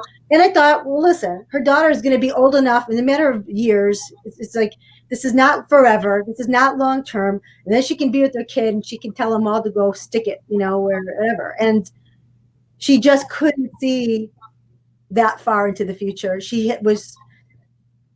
You can't, I guess, first, because I did so much of research on this, and I think it's for those who are suicidal, those thoughts really at that time just overcome you so much that it's far away from logic or sense. The only thing you see is what's happening right now in your life. You are not able to see the future. Right. You're just there in that dark hole, and it's a matter of just someone reaching out and taking you out or asking you the right questions. That's right. And just, helping you get through, just being there constantly, someone there constantly. And maybe, like you said, her personality was all like, she was a bit of an introvert. She was more into herself, right? Or is she? Yeah, she just, I mean, she too was a very kind of private person also. And but very gentle, extremely like just unbelievably gentle and kind. And her beautiful, sweet, gentle spirit, it was just, she was being attacked, um, and then how horrible when you are such a devoted and loving mother to then be told that you're not like able to see your child. Like there's just absolutely terrible what they did to her. And I feel for both the parents, but now my friend's daughter is with her father, and he loves her, and so I'm glad that she has that. But um, boy, but she really went through. My daughter was probably very, very close to her mom as well, right? I mean, her mother, that little girl would write love letters to her mother every day, and my friend, she had her entire closet. All the walls were filled with all the sweet little love letters from her daughter that she wrote her. I mean, it was just. I mean, I'm a mother too, and just like, even just listening you talk about all these things, it just feels like, when we all try to be healthy and just try to be there for our kids and, put on a face sometimes so that, they're not affected adversarially. And I'm just going like, maybe we should be a little bit more truthful, Yeah. just a little bit more so that we could even have support in our children, because I don't know, 13, 12, 10, it's not that young anymore, right? Yeah, right. Like our 10 or 13 or 12, I mean, they have a far better and bigger understanding, and they're exposed to way a lot more than Absolutely. So I feel like I don't always hide things from my daughter, and in terms of how I feel. I let her know, and I feel like I don't think there's anything wrong with that. I feel like even that taboo should be, taken away from society. That is a great point that you just brought up, because I can't tell you how many people tell me. Tell your kids this, and I mean, tell your kids. What are you afraid of? That they're going to judge you at the end of the day, or you think you want to, have them face it all when they're like, 17. It just hits them like a tidal wave. I know, and then they have to go to shrink because they don't know what to do with themselves. Well, look, life is tough all the time. I mean, there's different stages when there's different experiences. You could be going through a challenge today, and it's going to be different for you at another age. So it's important to at least, I'm not saying tell them everything. I mean, that's ridiculous. Filter it out a little bit, but you don't have to necessarily, baby them too much or pamper them too much or hide things unnecessarily. And maybe that child could be your savior. I don't know, in some way or the other, because you need that support too. You're human as well. Oh, I mean, I talk to my kids about so many things, and I've been criticized for it. Oh, they're too young to hear that. I'm like, no, they're hearing. I said they're hearing things. Yeah. I rather hear it from me, and I can explain things to them. Better. Exactly. Better than their friends or the internet. I'm going to talk openly. I've always been very open with my children, and I feel like, do my kids tell me everything? Probably not everything, but I'll tell you, they tell me a lot. Sometimes so much that I have to just, hold it together, like bite my lip and go, just breathe through it. It's okay.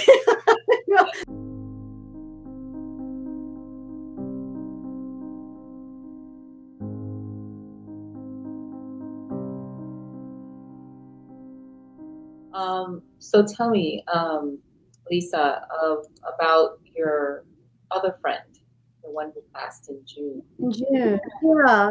Because now we're going through the pandemic, and now. Yes. So that was a big fact. Yeah, this made it a little more complicated because of the pandemic, because it was honestly such a hard time for so many people. How many people actually took their lives during this pandemic, especially young people? Oh my gosh, too. I mean, but so many people dealt with so much depression and because of the isolation and the lack of the contact, human contact. And I know for my friend and I, like, we talk a lot. Like, we would be up all night talking on the phone because we were just like, oh, what are we going to do? We can't see each other. We're like stuck. We wanted to get out. We were like missed each other. We missed hanging out. And the problem is that she was. This friend of yours, the one in June, she knew your other friend, right? I'm sorry, what was that? She knew your other friend that passed away? No, she did not. Okay, they're not related. Okay. No, they're not. They're not. No. Although gosh, I don't know how that didn't happen. They would have been really good friends. They would have liked each other a No, lot. not. The first interview I did with Scott, which is our musician on Between Yes. Us, he had that. I mean, with his 3 of his best friends who all knew each other. They were part of the same group, the same hangout. And all 3 of them committed suicide. And That's they horrible. all related. So it was just very spooky, very horrific, very devastating. Horrific. Very. Oh my God. So that's why I was just wondering if that was the case with Yeah, they didn't know each other.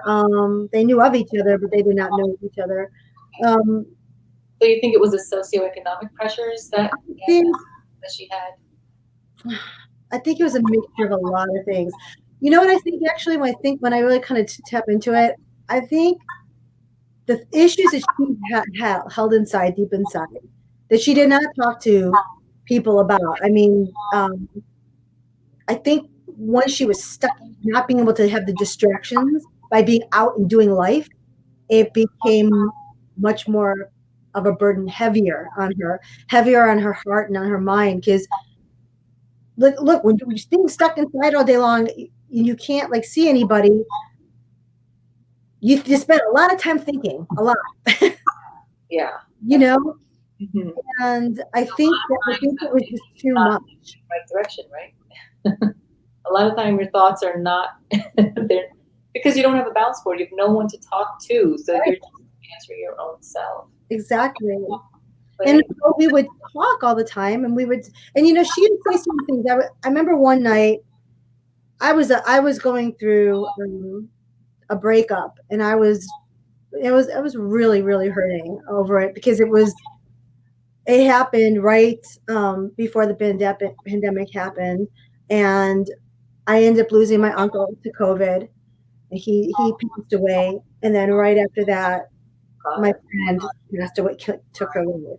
So I was in a horrible place mentally. I was like, it was just, my kids weren't with me. My daughter was with her father. My son was with his father. My uncle just died from COVID. My best friend just committed suicide. I was not in a good place, right? I was like horrible. And I think because of where I was at mentally at that time, I became safe for her to be able to talk about what she was going through, because she can see, wait, it's not just me. Someone else is going through something who's just as screwed up as I am right now, you know? Yeah. And there were conversations we would have. I remember one in particular. She was really upset, and I was upset. And she was like, "Well, wait, tell me about you. Tell me about you." She wanted to just anything but talk about her, right? She just anything to just get her mind off of what she was going through. So I told her about my pain that I was feeling, what I was going through. And the next day in the morning, she called me and she said, "I just want to thank you for last night. You literally saved my life." Now, I did not take literally as literally. Oh God. Right? Mm-hmm. Did not. I just thought she was just saying that. Like, she was like, you know, yeah, you literally saved my life. You know, like I did not take it like it was literal. We never take that literally. No. And that was looking back in retrospect, I can go back and start remembering certain conversations and little things that say to me, gosh, you know, had I just taken that seriously, had I dug deeper into what she meant by saying that, and not, you know, maybe it would have been different. Maybe the outcome would have been different. You know, maybe I could have helped her. So she was showing signs. She was depressed. I mean, she was showing signs of depression, but then she was also the most upbeat person you could ever meet in your life. I mean, this was the person, like, when you were down, you call, because she's like, woohoo, we're going. It's like, you know, life is great. And her motto was go big or go home. That was her motto for life. She was like this beautiful, first of all, like stunning, beautiful woman, absolutely drop dead gorgeous, gorgeous, gorgeous, beautiful spirit and soul. Everybody loved her. She was like the life of the party. Wow. And that's unbelievable. She like that she doesn't even look like she doesn't fit in the category of, you know, those. Oh my gosh, you would meet this woman, you would never think in a million years that you would have it in her to be able to do something like that. And because she was so filled with life and joy. Asking him, how old was she? She was 49. I mean, I just had to know because it's so important to know the demographic to see. Yeah. Know And my other friend was 51. Yeah. So that's a very high demographic. My age group. Yeah. Both Yeah. moms, like single moms. Mhm. They're both single moms. I'm a single mom. So the pressures you can understand, Yes. right? Yeah. We have so much put on us to be so many things. Yeah. Right? We have to be professional. We have to be making money. We have to be good moms. We have to look pretty. We have to, just there's a list, a laundry list of things we must be. Otherwise we're judged. We're judged. Yeah. And also because you're single, because that's your fault too, right? oh yes, of course. That's the biggest. Yeah. And who's gonna want a single mom? Who's gonna want, someone with the baggage, like that's the thing too. It's like everything that we don't check off on that little pretty list is considered baggage. Yeah. And that's a shame. It's such a shame in our society. That's just if sexual abuse has to be, something that a girl did wrong, a woman did wrong, she didn't dress well, or hello, what about the other? She shouldn't be dressing provocatively. She shouldn't be flirting. Yeah, it's like it's always a female sex's fault for some reason. I don't. It's something that you see over and over again. I mean, I'm not trying to be a feminist, but I see it. It does happen. It does happen, and I do feel like we are making positive change in this area. Yeah. I think, at least I'm hopeful that we are. Yeah, I think so. Because we are talking now, because we are talking about things. Because nothing changes if we keep our mouth shut. If we just sweep it under the rug, nothing's going to change. Yeah. And I also feel, Lisa, that if women supported women more, yes, I feel like the stigma would leave. And I think, the judgment would go. I just feel like, our clans got to get together and stick up for one another. I feel like we don't do that also. We don't. Women are very competitive with each other. Problem. I mean, we're competitive too in nature, but they're different. They're different about their competitiveness than women. Women get kind of nasty sometimes. They could, yeah. Like the mean girls in school, like you don't see boys doing that. They just like, I don't like you, bam, they punch you and it's done, But girls, girls, a whole other thing. You'll feel, bad about it, and it'll just, the energies will pent up, and it's just horrible. And they internalize it all. And then one fine day they'll just and it'll come out, to another woman and degrade her, and it's a cycle with women. I see that a lot, like a pattern where they're not helping one another, and that's just really, really sad. And it's really good. And it does start with our young ones. My daughter was bullied so severely in school. I had to pull her out of her school because of it. I'm sorry, my dog wants to come in the room. She's barking. I had to pull her out, and she actually herself, she said that she was having suicidal thoughts because she was like, the way that they would do it was to like entice her and pretend to be her friend, and then they would turn around and they would again use anything she said against her. They would go, I mean, like I don't know, I get all the details of all the things that they did, but really cruel, like so unbelievably cruel things. And she would just sit by herself, and I mean, now granted, I probably didn't handle it the best. I mean, I went after the parents and sort of threatened the mothers. So I was like, really? I mean, seriously, like this is not. What are you going to tell a child? So just go tell an adult, or Yeah. Even I went after the moms, the parents, and I said, you need to be a better teacher for your kids. This is not okay. It's not okay to. You need to have more conversations with your daughters. Yeah, and I think you do the right thing. I would do the same, probably. Yeah, I was not happy with it. I mean, like the kids. Mostly from their homes. And something had happened in your house. Some people came over and had a conversation, or your parents had a conversation. I don't know. But all this stuff stems from the house, and your upbringing makes all the difference. So you really got to keep it together in your homes. You do, and pay attention to your kids and pay attention to what they're doing. So now, like, because again, with suicide, like again, this demographic was again the single moms, and for me and mine. But oh my gosh, if you watch anything, like look at anything on social media, all the posts of these young people that have taken their lives, it has gone up. Suicide has gone up so much in our youth. Every 40 seconds, there's a suicide in this world. Every 40 seconds. Oh, see, I mean, there you go. That's astounding. That's tragic and horrifying. It's horrific. It's terrible. It's devastating. And yet we have stigma attached to this, and we are secretive about it, and we don't want to talk about it, because mental health is not important. It's the judgment issue. That's what I call it. I call it the elephant in the room. Nobody wants to talk about it. Everyone's uncomfortable to talk about how they're really feeling. Because you're judged. Because think about it. If we're dealing with depression, doesn't have it together. Are you serious? I'm like, nobody has it together, really. It's an illusion. It's an illusion. But we have to come off like we do, though.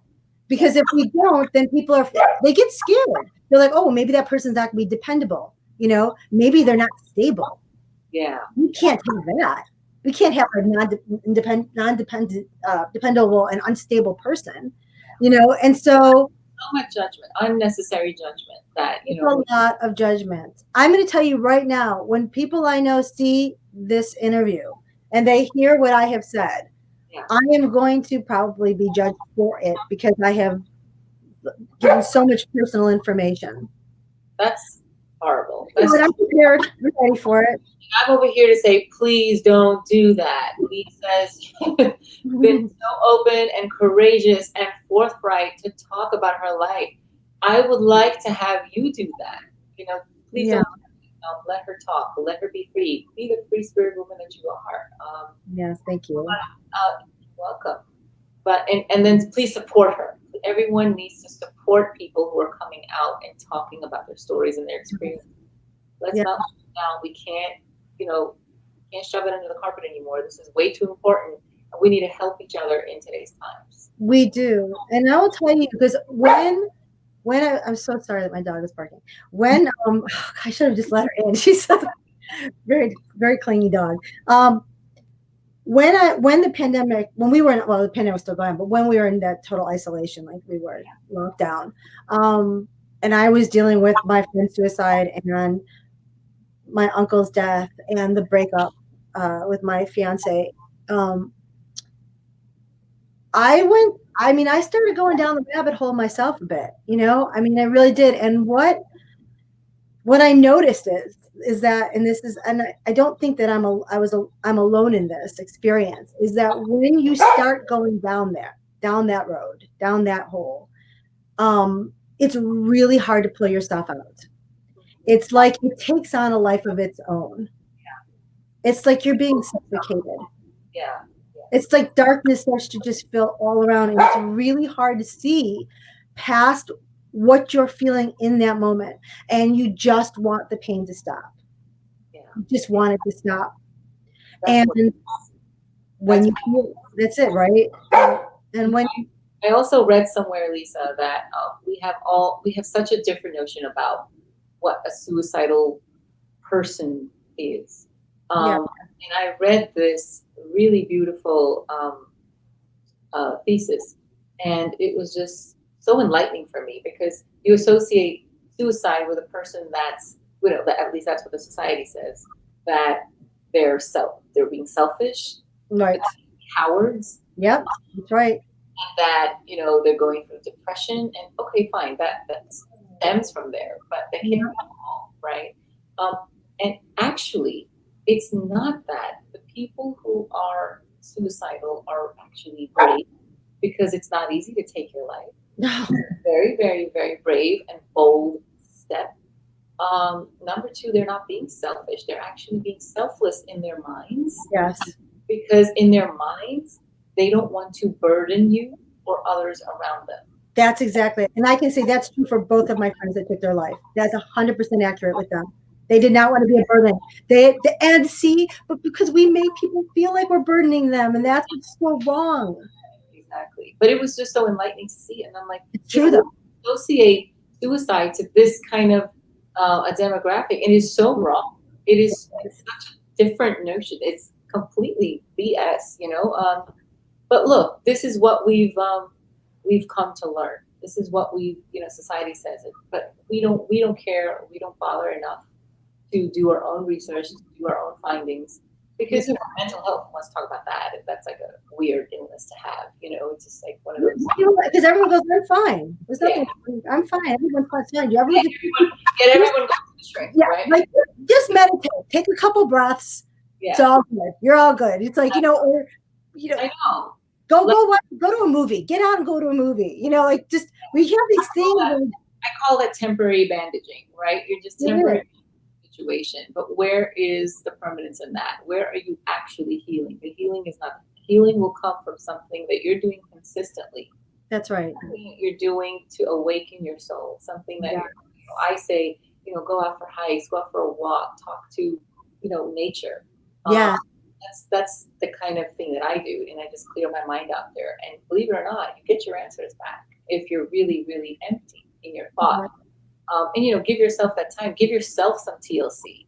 Give yourself the self-care. The self-care. Yes, you've got to give yourself self-care. You've got to care about yourself, because if you don't love yourself, you're not going to love outside. You're not going to be able to love another. So that's the true statement. So important. I went to school to be an addiction counselor, and one of the things in my studies, one of the main things that I can't tell you my papers I had to write on was self-care. It's so important, and I can tell you that both of my friends, neither one of them, there was no self-care. Yeah, there was caring for everybody else, worrying about everything else, but there was no self-care for themselves. Nothing to bring themselves back. And I think you're right, like hiking and getting out of nature, things that connect us back to the earth, connect us. So good. So positive. But like I said, though, once you get to that dark place, once you go down that rabbit hole, you don't want to do anything. You don't want to do anything. And you don't want to talk to people anymore, I'm making this movie now, and I'm trying to experience or try to understand what this character would be going through once he loses his child. And right. the most devastating thing in the world to lose. Oh yeah. How would he come out of that hole? How does he finally find hope in life? And where does he find it? In my movie, he finds it in nature. He finds it through spirituality. And because that's really the real, that's the truth of life.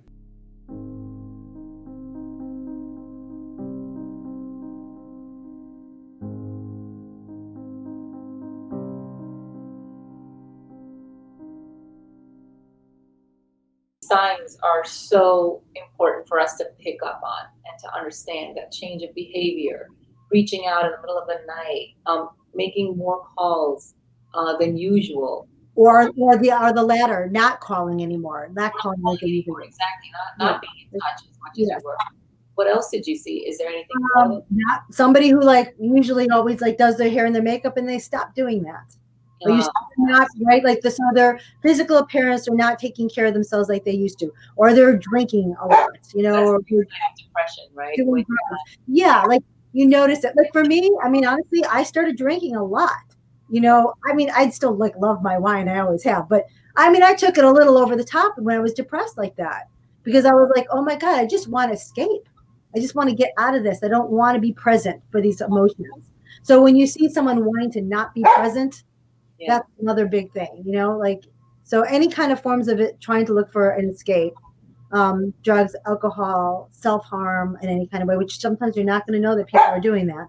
So like substance abuse or like an overdose of, these substances. Definitely. Yeah, totally. Honestly, my family and friends, they knew I was drinking more than they were like, "What are you doing?" I'm like, "I'm having wine." They're like, "It's 11 o'clock in the morning." I'm like, "Is it? Who knew?" You know what I mean? It's like, and I was so depressed, but nobody got it.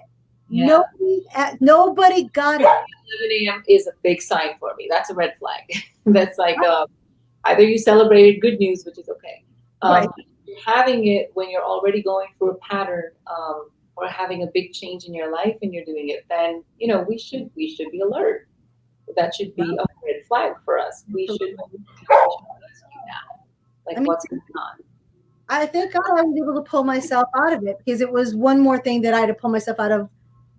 I have learned how to do that. I have that life skill from the things that I went through as a child, right? So I've learned that even when I go to those dark places, I can move through it. I can allow myself to process and move through. But some people, most people, it's not so easy. I'm not saying it's easy for me either, because it's not. I just developed that skill. But what if you haven't developed that skill? Then these types of things happen. And nobody bothered to pay attention that I was going through it. No one got it. Yeah. It just didn't. And forget, right, in life that we're not we're surrounded by our loved ones. We just have to kind of reach out a little bit more. Yeah, we're the ones that are suffering, and maybe make that special attempt on our end. That if you don't feel comfortable talking to one person, talk to someone else. But it's important not to suffer alone. it's exactly.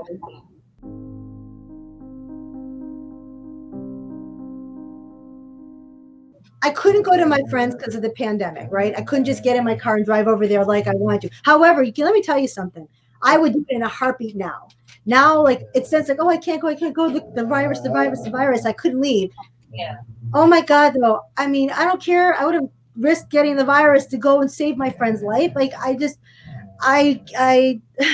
you'd find a way. You'd find a way. I'd find a way. I would take the chance. I would have done it. I'm not kidding. I would have taken the chance. I always, if you really want to do something, I tell my kids that, if you really want to do something, you'll find a way to do it. They will. But I will say this much. If we just take the virus out of the equation here, show up for that person, like physically be there. They need to have somebody physically there. Yeah. You can't even just be on the phone. Somebody needs to show up, because when somebody is at the point where they're ready to really take your life, they're going to do it. And the only way they're not going to do it is someone's physically there to not let them do it. Right. And that is such a good point. Just not even just ask or talk. No, you're like, I'm coming over. Yeah, I'm coming over. We're going out. I'm coming over. We're going to go for a walk. We're going to talk. That's good. Yeah. I'm going to hold your hand. You're going to cry, and I'm going to hold you. Yeah. Like, for real. Because, most of the suicides, they happen in the moment. They're not so preconceived, actually. They're happening at that moment. You might have a fleeting thought here and there, but when the act when you finally do the act, it's actually in the moment. You don't really plan. That's why a lot of people don't believe the notes behind. There were no notes. Yeah, my friends did not leave a note. And as a matter of fact, my one friend, she, I was with her on Saturday night. We had plans to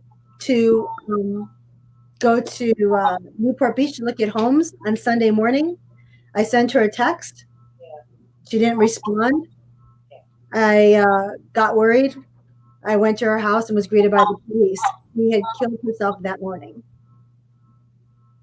It wasn't like she was up all night and drinking and she like planned it. No, I mean, you can tell this was like, it was like you said, it was like she had a moment and she was like, I'm done. And it's so devastating. When we know, especially, that maybe we could have done something. Well, I hope, Lisa, you know that you tried your best. You did try to reach out. You didn't probably pick up the signs that probably nobody really would. I think you did your best. I think you did what you did. My friend, the one that died in June, I did. I was with her. I showed up. I did show up at that time for her physically. I physically did show up for her, and I thought she was okay. Like, I was just with her.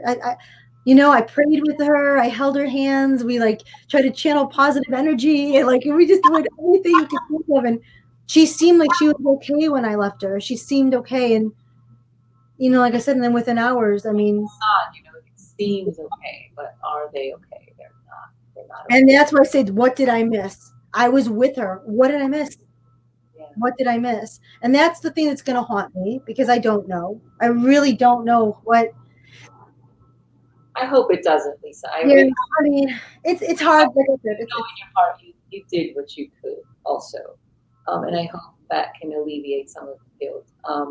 Because this is an act that is just so in the moment. You just feel like, I don't know. I just feel like I read enough, but I mean, obviously I'm not in the situation. I don't know. And nobody will ever know what that person goes through in that moment to take your own life. It's just devastating. But I it's hope you know, I so hope extreme. you did what you could, Lisa. I think you did.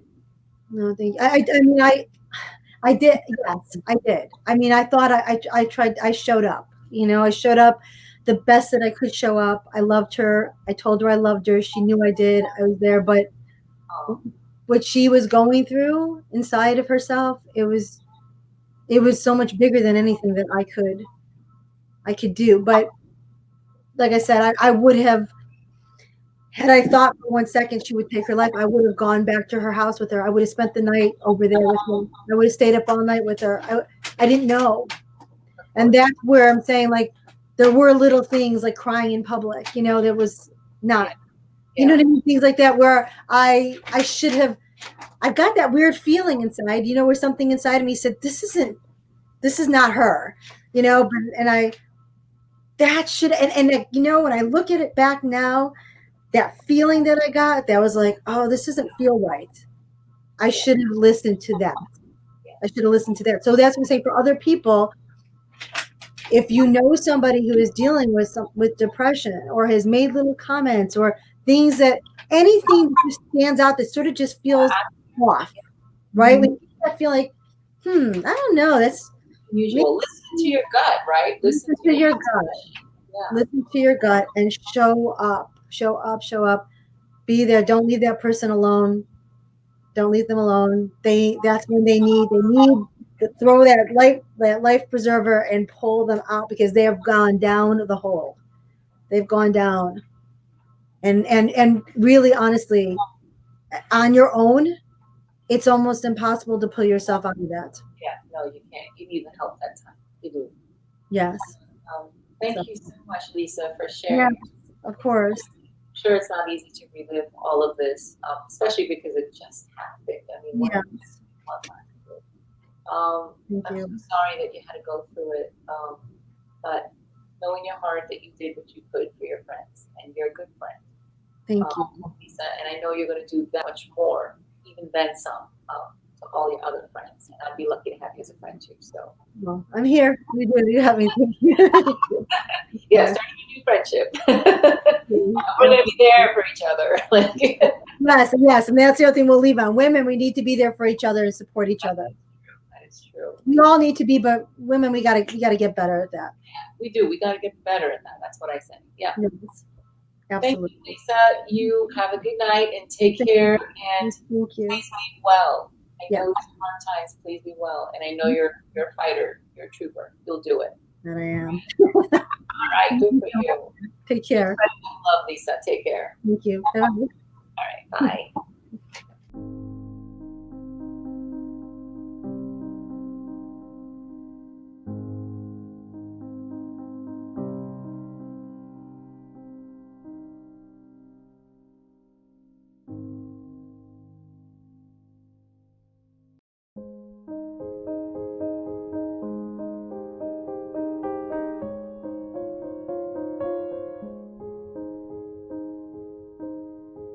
I am wearing the color purple, and that is for anti-suicide, and it's an anti-suicide pin. And this is what these interviews are all about, right? Let's talk about it. Let's not make this a taboo in our society. Why do we not talk about mental health? Let's talk about it. Come on.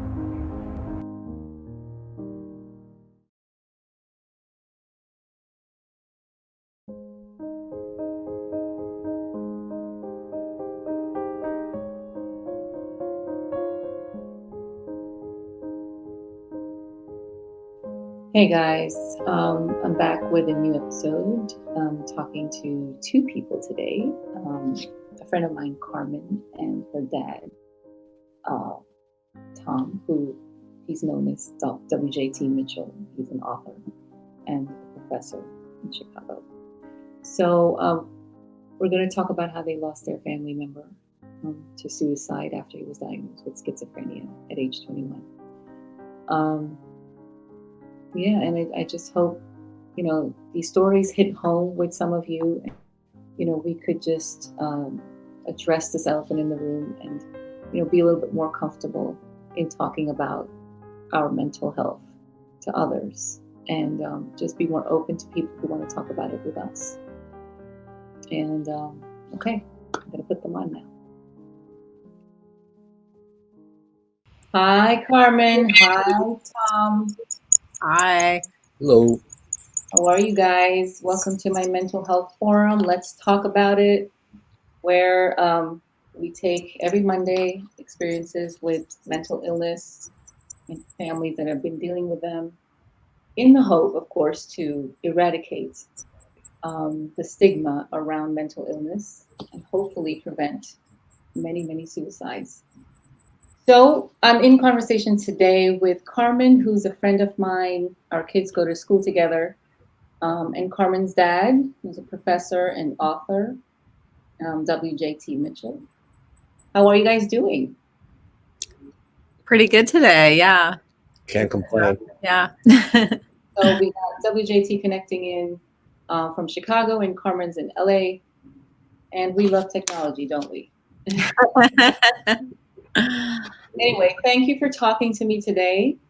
Carmen is an award-winning filmmaker. She's making a movie right now, which she's completing. In fact, we're going to talk about the loss of their family member, Carmen's brother, Tom's son, Gabriel Mitchell, who was diagnosed with schizophrenia at age 21 and then died by suicide 18 years later. So sorry to hear, guys.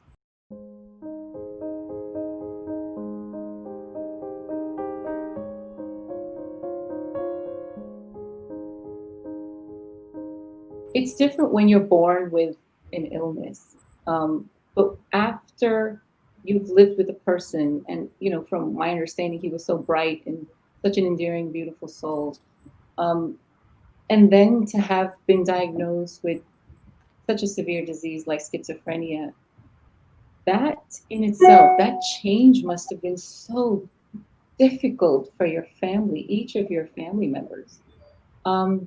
Let's start with, Carmen, were you around Gabriel when he had this switch, or I don't know, was it something that was building up to it, like his behavior started to change and then he was diagnosed? Like how did that happen? Well, it's interesting. I was not around when he was going through this change. And it started happening his freshman year of college. And I was actually doing a study abroad program that year. Mm-hmm. So what I saw was I left home and I left one brother and I came back and there was somebody else there. And it really felt like that to me. I felt, I remember thinking that I felt like he was possessed.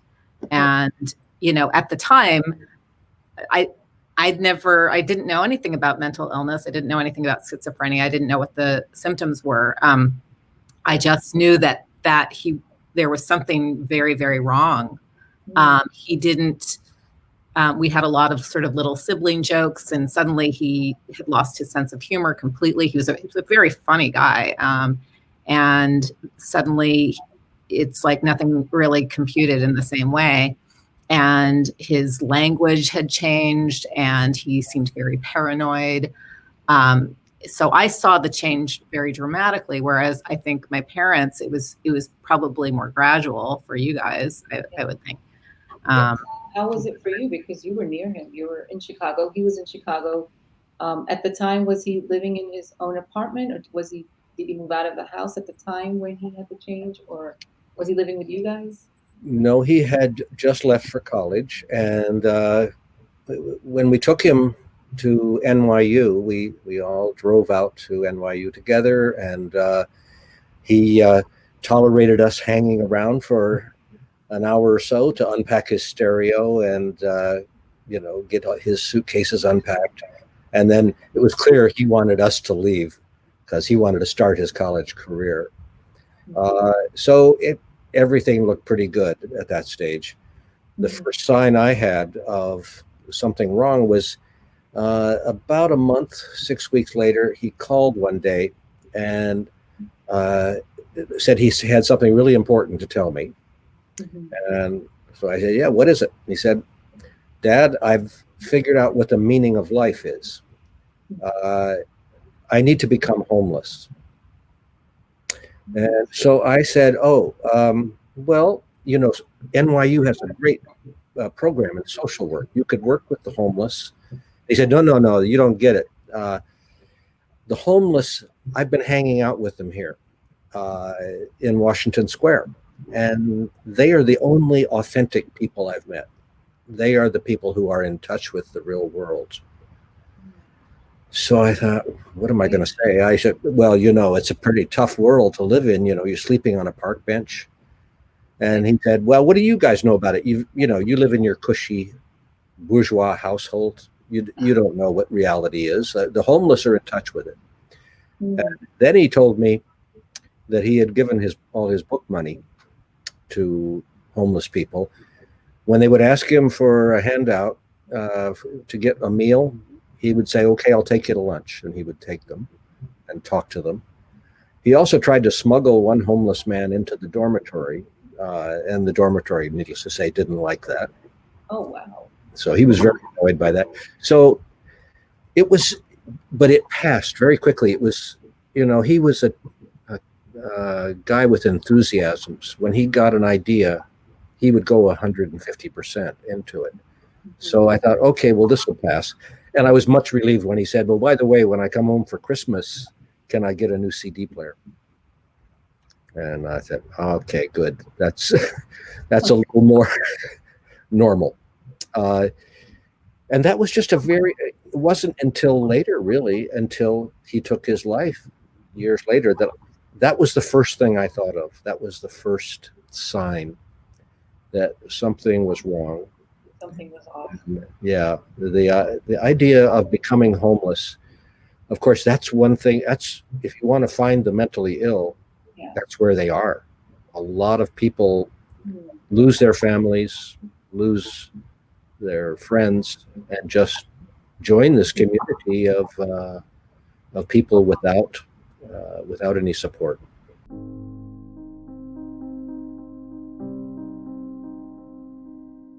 So, Tom, you wrote this book called A Mental Traveler, Father, Son, and a Journey Through Schizophrenia. So this is after his suicide. Did you write this after he left us? Yes, I started the book several years after his passing. I knew that I was going to write about him, but I didn't realize it was going to be a memoir of his life until about 4 years ago. And so I dropped everything. I wrote this memoir. It went through 4 or 5 drafts. I'd never written anything like it before because I'm an academic. I write scholarly books. And so this was a totally new kind of writing for me.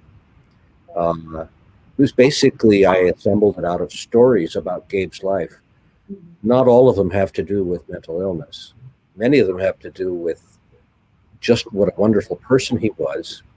Even after he became mentally ill, he was a very sociable person. He was a very creative person. And we had a very close relationship.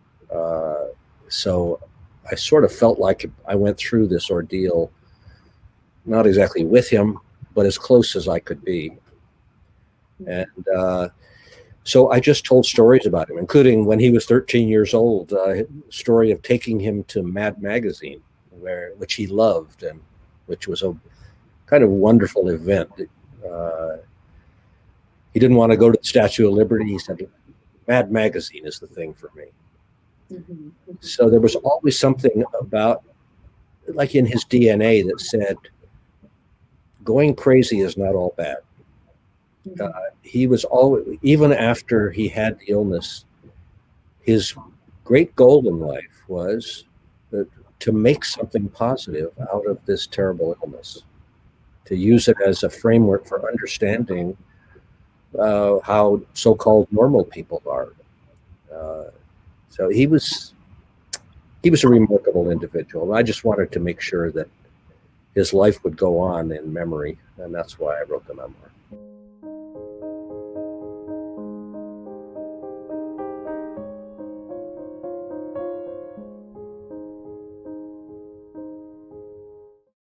Yeah, and you guys mentioned that Gabe wanted to transform schizophrenia from a death sentence to a learning experience. Exactly. That is just so beautiful. For him to even feel that, right? To Yeah. go through what he was going through, and then to help others, or just to help people shed light onto it, and say, Yeah.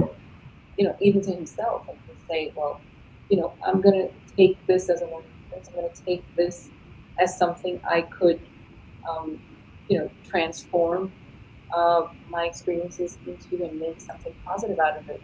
And that's just so beautiful and brave and courageous of him. It was brave, and he wanted the learning experience was partly for himself, but also for us.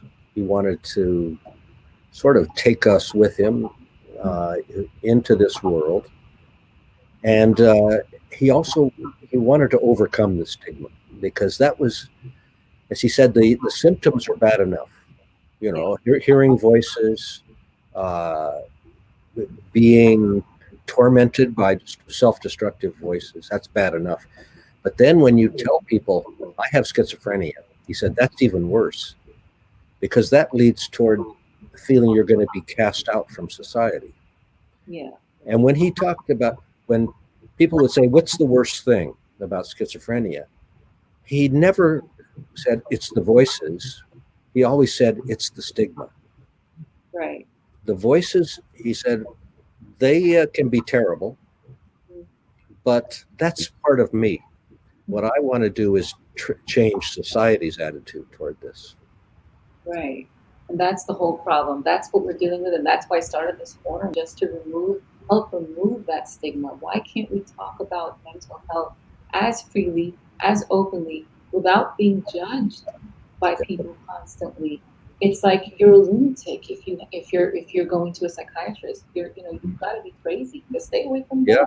Like, that whole stigma that does not help a family that has a member going through that at all. And that's what we want to remove. That treat them with that much more kindness, with that much more respect, that much more empathy. And that's what I wish that people could do after seeing these interviews. That we could have that comfortable conversation without squirming in our pants and just be like, oh, I don't know, let me get out of here. But that's what we want to do. And thank you for shedding light on that. Carmen, before his death, Gabe and you collaborated on a documentary. That's what he wanted to do on that documentary too, right? To help remove that stigma and just kind of, what else? Like, did he want to document what he was going through? Yeah, it came about in kind of an interesting way. When he was in his 20s, soon after he received a diagnosis of schizophrenia, he started doing these interviews with people, basically everybody he knew, random people in the street, and asking them questions about what mental illness is.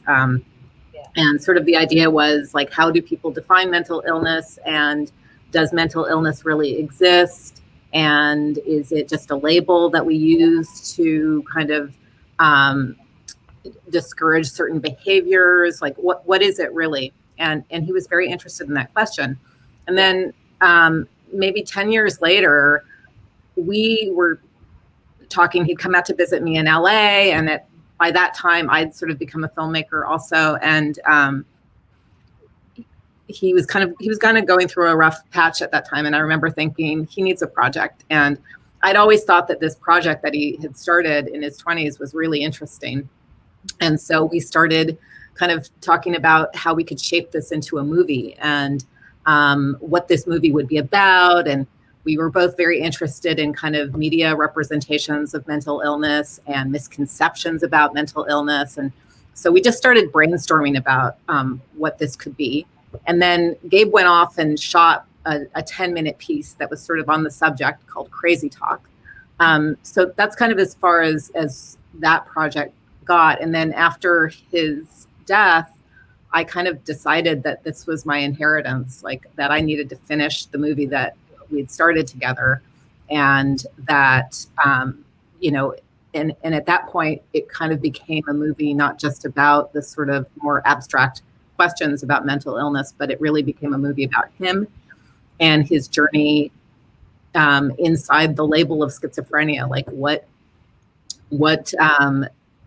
did that mean for him, and how did he navigate the illness? And you know, I kind of decided that I wanted to make a film about how he survived schizophrenia, not just how, you know, he died from schizophrenia, which I think in some ways he did.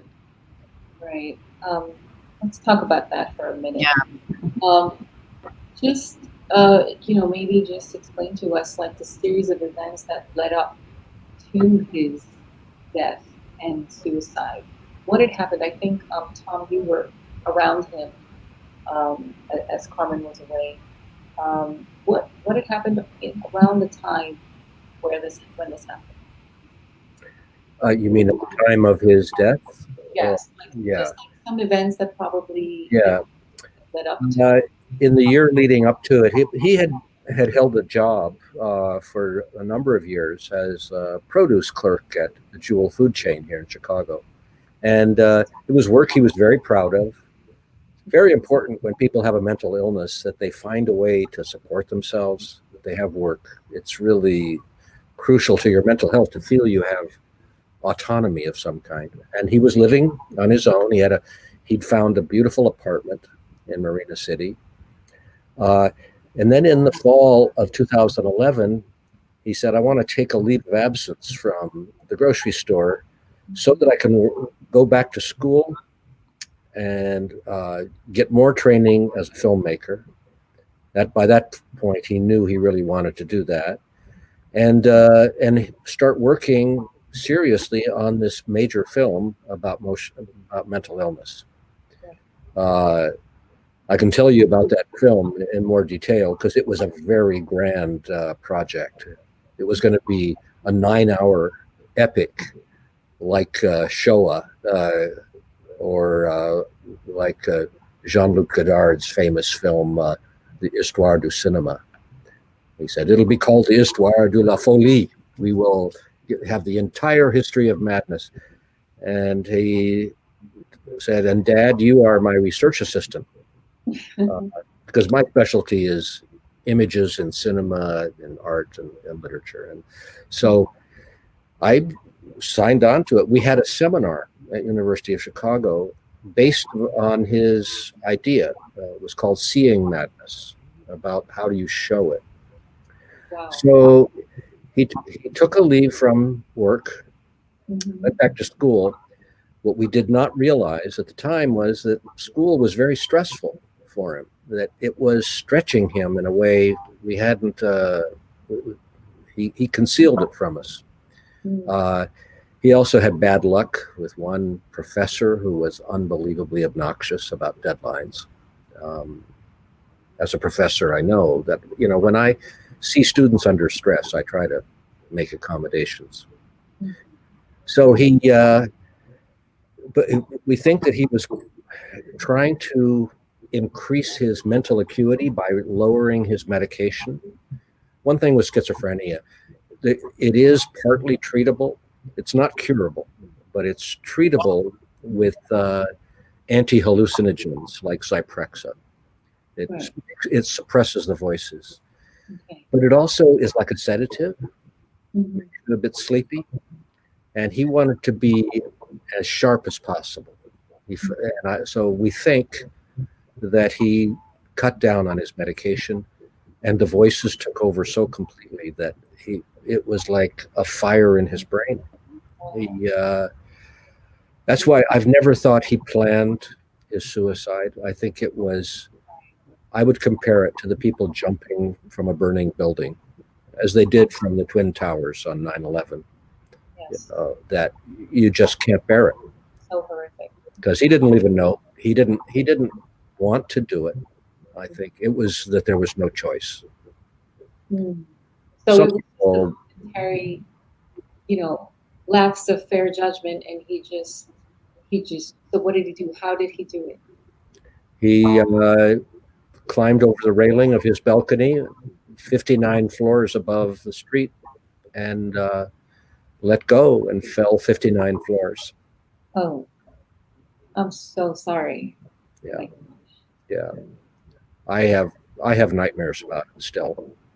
Just imagining what his last minutes. It's why I have great difficulty going to his apartment now. It's when I walk in, I visualize his last moments. But I would call it like a fire on the brain, where you have to jump because there's no choice. Oh, because the noises, they just took over. You're saying, and the treatment, kind of he toned it down a little bit, but then the noises took over, and then that's where he just sprang off. Right, he had to turn it off. Yeah. Oh, just to shut it out. Yeah. Yeah. It's funny you mentioned these noises. I have it in my movie as well. Between Mountains, where the main character has these noises. He's not schizophrenic. He's not hallucinating. But when you have a loss, and I guess you guys relate to that, there's just so much of, there's just 24-hour thought going on in your head. There's just so many feelings and thoughts, and maybe I could have done this, and I should have done that, and the guilt, and all these thoughts just take over, and that's what even, a character's going through, and then, that noise, and how does he get rid of it?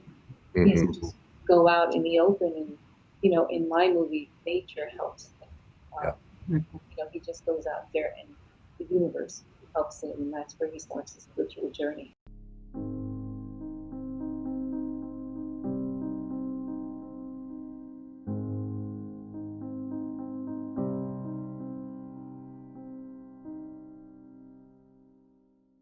How was life after he was gone? The next 2 days, how did everyone feel? For us, I think it was all a blur. Yeah. We, you kind of are like a zombie. We all were going through the motions. Shock, right? I think you still. Yeah, great shock. One thing that happened, boy, you find out who your dearest friends are. I've heard that one before. Yeah. This is the test. Mm-hmm. And we found out we have a lot of really, really great friends. Okay. One person in particular, my next door neighbor, he's a famous intellectual. His name is Bill Ayers, and he heard he came over to comfort us and to find out what we needed, and if he took over our life for a week. He would drive to the airport to pick up arriving relatives for us. You don't have to do that. They can take a taxi. He said, no, they're going to need comfort too. And then he would make meals. He's a great cook, and he lives next door. So he would come over with a big platter of salmon or chicken or whatever, because all our family gathered. Carmen, of course, came home immediately. And my sisters came home. And we'd say, Bill, stay and eat with us. And he'd say, no, I'm just your cook for now. You need to be with your family. So, and then there were many others who just did things for us. That's just so sweet. That is so selfless. This is the kind of human behavior that I want to see around. I mean, I'm sure all of us want to see around. And it's just beautiful. But it's also sad in a way that we only get to see this behavior in times of sorrow. Yeah. And I just wish at happier times we could see it, or it just, you know, pandemic now, people are going through what they're going through. And it's just the hardest of times for so many people, so much unemployment, so much of depression, anxiety all around as to what's going to happen. I just wish people could just be there for each other and just, you know, pick up the phone sometimes and just say hello. Don't just send a text. You know, be more into your friends a little bit more, you know, a little bit more probing. You know, not to the extent of being picky, but yeah, just a little bit more. You know, back in India, our culture is just like, well, we see someone that's, you know, a little shaky or out of context, we'll just get in there and we don't care about these so boundaries, you know. Oh my God, we're very possessive of our friends and family. We don't care about what they feel. Also, they don't want us around. I don't care. I'm here for you. But I feel in these times we need that kind of an attitude where you know, these people don't really know if you have a mental illness. You think you don't want others, but you really do. You really need them around. You know, Vineesha, I've participated in these walks for the last few years, suicide prevention walks, and what I've noticed is that so you have all of these family members, people who've lost people to suicide, and for each person that has passed, you see this tribe of supporters and people who love them and marching for them. And you see they're all wearing T-shirts with the person's face and carrying banners. And you just see, like, it's just incredible to see how we each have this tribe that we may not even be aware of that's rooting for us. And it's just, these are the Out of Darkness walks, right? They were started by a person I had interviewed earlier, Nina Grover. At the time when she started it, when her son had committed suicide when he was studying, he was a second-year medical student at St. John College, and you know, she started this, and there was no other walk that existed in America before that. So those are the walks that you had gone to and participated in. Yes, yeah. They were. I think they're very.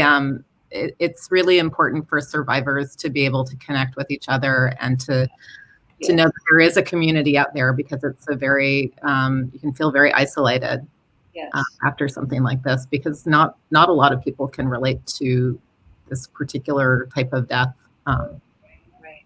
Yes, of course. Though we do all have experiences with loss, but this is rare, right? Suicide is still rare, and you still, at the back of your mind, you always think that's never going to happen to our family, you know, and you don't want to admit it. But yeah, if you don't check in on them as often as you should, you know, times are very trying. I just think we should do our part a little more, as mentioned.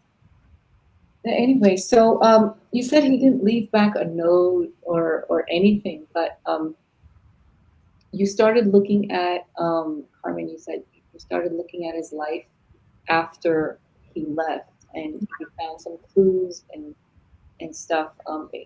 What was the stuff that you found? What material? So, I mean, I had read many of his screenplays prior to his death. He had, you know, he was a very prolific writer. But after he passed, I started going through his apartment and kind of doing an inventory of all of his creative projects. And I do feel like I found clues. I found kind of this whole treasure trove of stories, and they were all sort of telling. They were all kind of, they had common themes, and a lot of it was, you know, narratives that showed this protagonist dealing with mental illness and overcoming it. So that was a story that he was trying to put out there and was really interested in. I did find some pieces in there also that directly addressed suicide.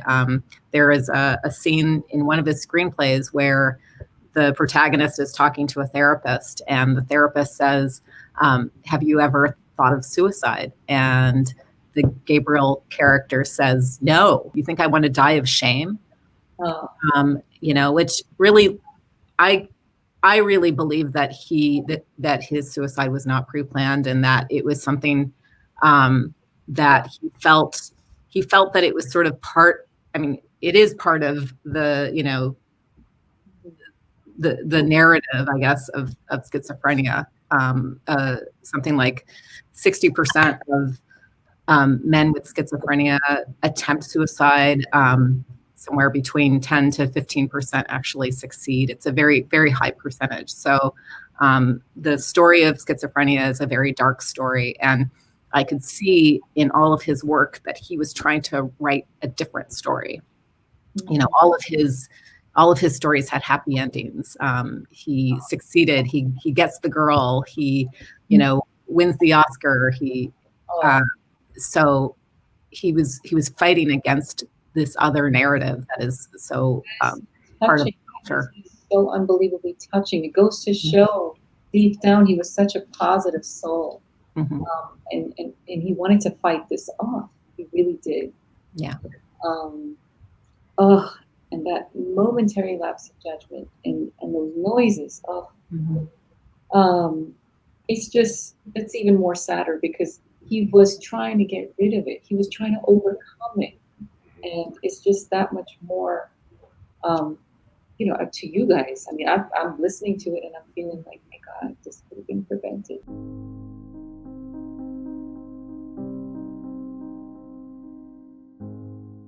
What happened in the 2 years between 2010 and the year 2012 when you started making this movie? Do you think in those 2 years that, because he wanted to make this movie, he wanted to end, the stigma around it, and the series of events happened there? Do you think that from 2010 to 2012, when he started to conceive of making this movie?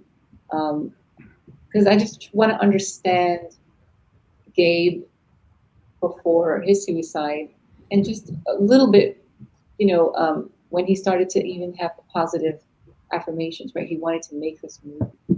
So what had happened in those years? He was a fun guy. He was, leading up to the movie is what I mean. Yeah. Well, I can say a little bit about that. That was, in fact, I think that was the time of our most intense collaboration. He was writing one screenplay after another. He made a film about Bill Ayers, the last film he made. He asked Bill to read his memoir of his called Fugitive Days, a memoir of the 60s, and especially 1968 and kind of revolutionary moments of 68. And he took all these photographs from 68 that he gathered online, and he illustrated Bill's memoir as a documentary. And it was just a short 10-minute film, but really showed incredible talent. He also wrote a screenplay about his workplace. He worked at the Jewel food store, which in Chicago is called the Jewels. Nobody calls it the Jewel food store. It's always the Jewels. He wrote a treatment for it that was really hilarious. The plot of the Jewels was going to be a combination of a documentary about a day in the life of a big city grocery store. And he said, people don't know what goes on behind the scenes at a big city grocery store. The Jewels is going to reveal the hidden life of a grocery store. So the opening credits were going to be in the middle of the night when the stock boys come out. They often are wearing rollerblades to go through the aisles prior, restocking. So he was going to mount his camera on a skateboard at foot level and have lots of other cameras. And Rage Against the Machine was going to be playing, very loud music. The store's audio system gets turned way up in the middle of the night. And so it was going to start with this incredible kind of the stock boys as superheroes flying through the aisles, stocking the shelves. And then at the end of the credits, it was going to go dark, and you were going to see a bunch of criminals in the back room stuffing diamonds into watermelons. It was going to be a jewel heist as well. And the watermelons, and the climactic scene of the film, the watermelons were going to be carried on wagons to the Gay Pride Parade in Chicago. The watermelons would be thrown out of the wagons, burst, and diamonds would scatter all over the sidewalks, and everybody would rush to pick them up. Yeah. It made a very, very entertaining and interesting film. Yeah. He had all kinds of ideas, but the most important was his idea of a film about the history of madness, not just schizophrenia, but depression, mania, paranoia, all of the craziness that human beings have been involved. So that's where he brought me into it as a consultant.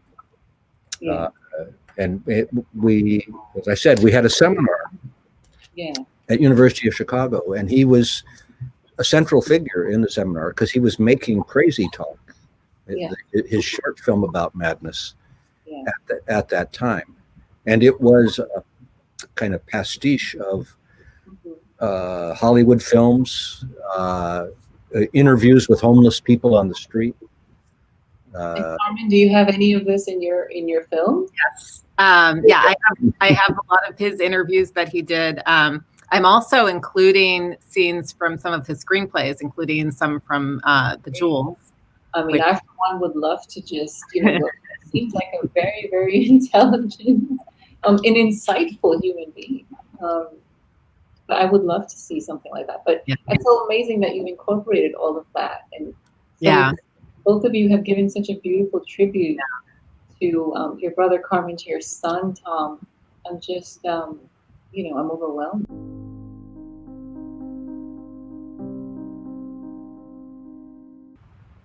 So is there something you'd like to share about him that would give us more insight into him and thought processes? He seems very, very interesting. Mm-hmm. Yeah. He 2 years before Gabe passed, I had a terrible back injury, and I was in a wheelchair for a couple of months. Mm-hmm. And it was as if he suddenly saw, hey, I'm not just the person who has to be cared for. I have to do some caring myself. Mm-hmm. He took over a lot of my life, especially going to work. When I would go to give lectures at the university, he would drive me, and we would arrange somebody to pick up the car, and then he would wheel me to the lecture hall. We found all of the disabled handicap ramps on campus. You don't usually map a university campus in terms of how the handicapped get around, but we did that. And it was like a flowering of his generosity. He loved taking care of me. Mm-hmm. And I have to confess, I liked it a lot too. Even though my back was killing me and I was not happy about it, I kept thinking, even if this went on for a long time, Gabriel's here. He's looking after me. And that was it. I could see the effect it had on him to take responsibility for me. Yeah. And I just thought, this is, strange things happen, that how can this be good for him? But it made him feel, I think, responsible for me. And so it was one of the bright moments in the last couple of years of his life when he became the caregiver. We changed places. So beautiful. Thank you for sharing that. just goes to show how lucid actually he was, right? Even though he was going through this traumatic experiences with his noises and schizophrenia, he was still so lucid in so many ways, still so compassionate and caring, and, knew his responsibilities in the son. And that's just so endearing. And I would just love to learn about him in your movie coming. Yeah, I've actually learned a lot more about him through making this movie, and kind of along the lines with what my dad was sharing. I talked to his caseworker, and she was telling me about one of the last times that she saw him, and she'd come up to, he invited her up to his place to he just moved into a new apartment, and he wanted to show it off to her. So she came up there, and she said she hadn't eaten all morning and her stomach was growling, and Gabe noticed, and he's like, Heidi, are you hungry? Can I make you something? And she was like, oh, no.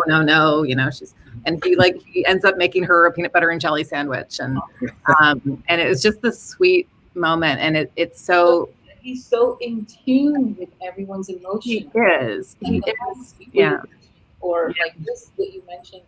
That's what happens with your system.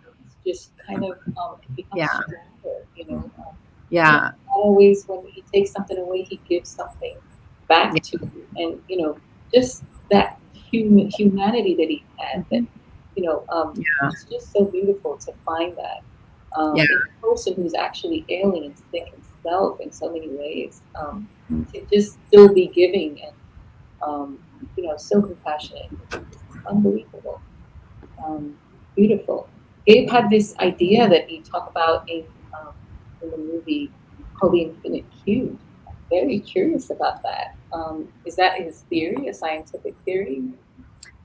Yeah, so he had a whole theory about squaring the circle, that if you squared the circle, you could create this infinite cube.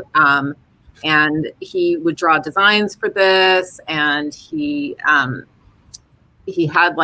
sort of the math worked out. I never really totally understood it, but after he died, this artist, Antony Gormley, a British sculptor, went and created his cube. And my dad is showing a picture of that right now. And is it currently exhibited in the Smart Gallery in Chicago? It's in the collection, but it's not. Yeah. The Smart Museum is closed, so nobody can see it right now. Yeah, but it was exhibited there. Yeah, that's amazing. And when the pandemic is over, the University of Chicago's law school is going to install it in their lobby. Oh, that's wonderful. Yeah. Beautiful, beautiful tribute. Amazing. He always used to say that in some of the excerpts I got from your movie, he used to say that people are malleable, that they're constantly changing even after they die. Does your family believe that? Do you think he's changed? Like his form may have been gone now, but do you think he's still here in some way, or there's some energies around? Do you believe that there's life beyond? Yeah. When you asked to believe that. I would say that I'm undecided on that in general, but in terms of Gabe, I do feel like he's having a second act, and I think it's the stories, his stories, that we're continuing to tell, and bringing his work to light, and allowing the ending that he wanted to also come to fruition. I think my intention with the film is to really not just tell his story, but allow him to share his story. And I think it is another incarnation of him.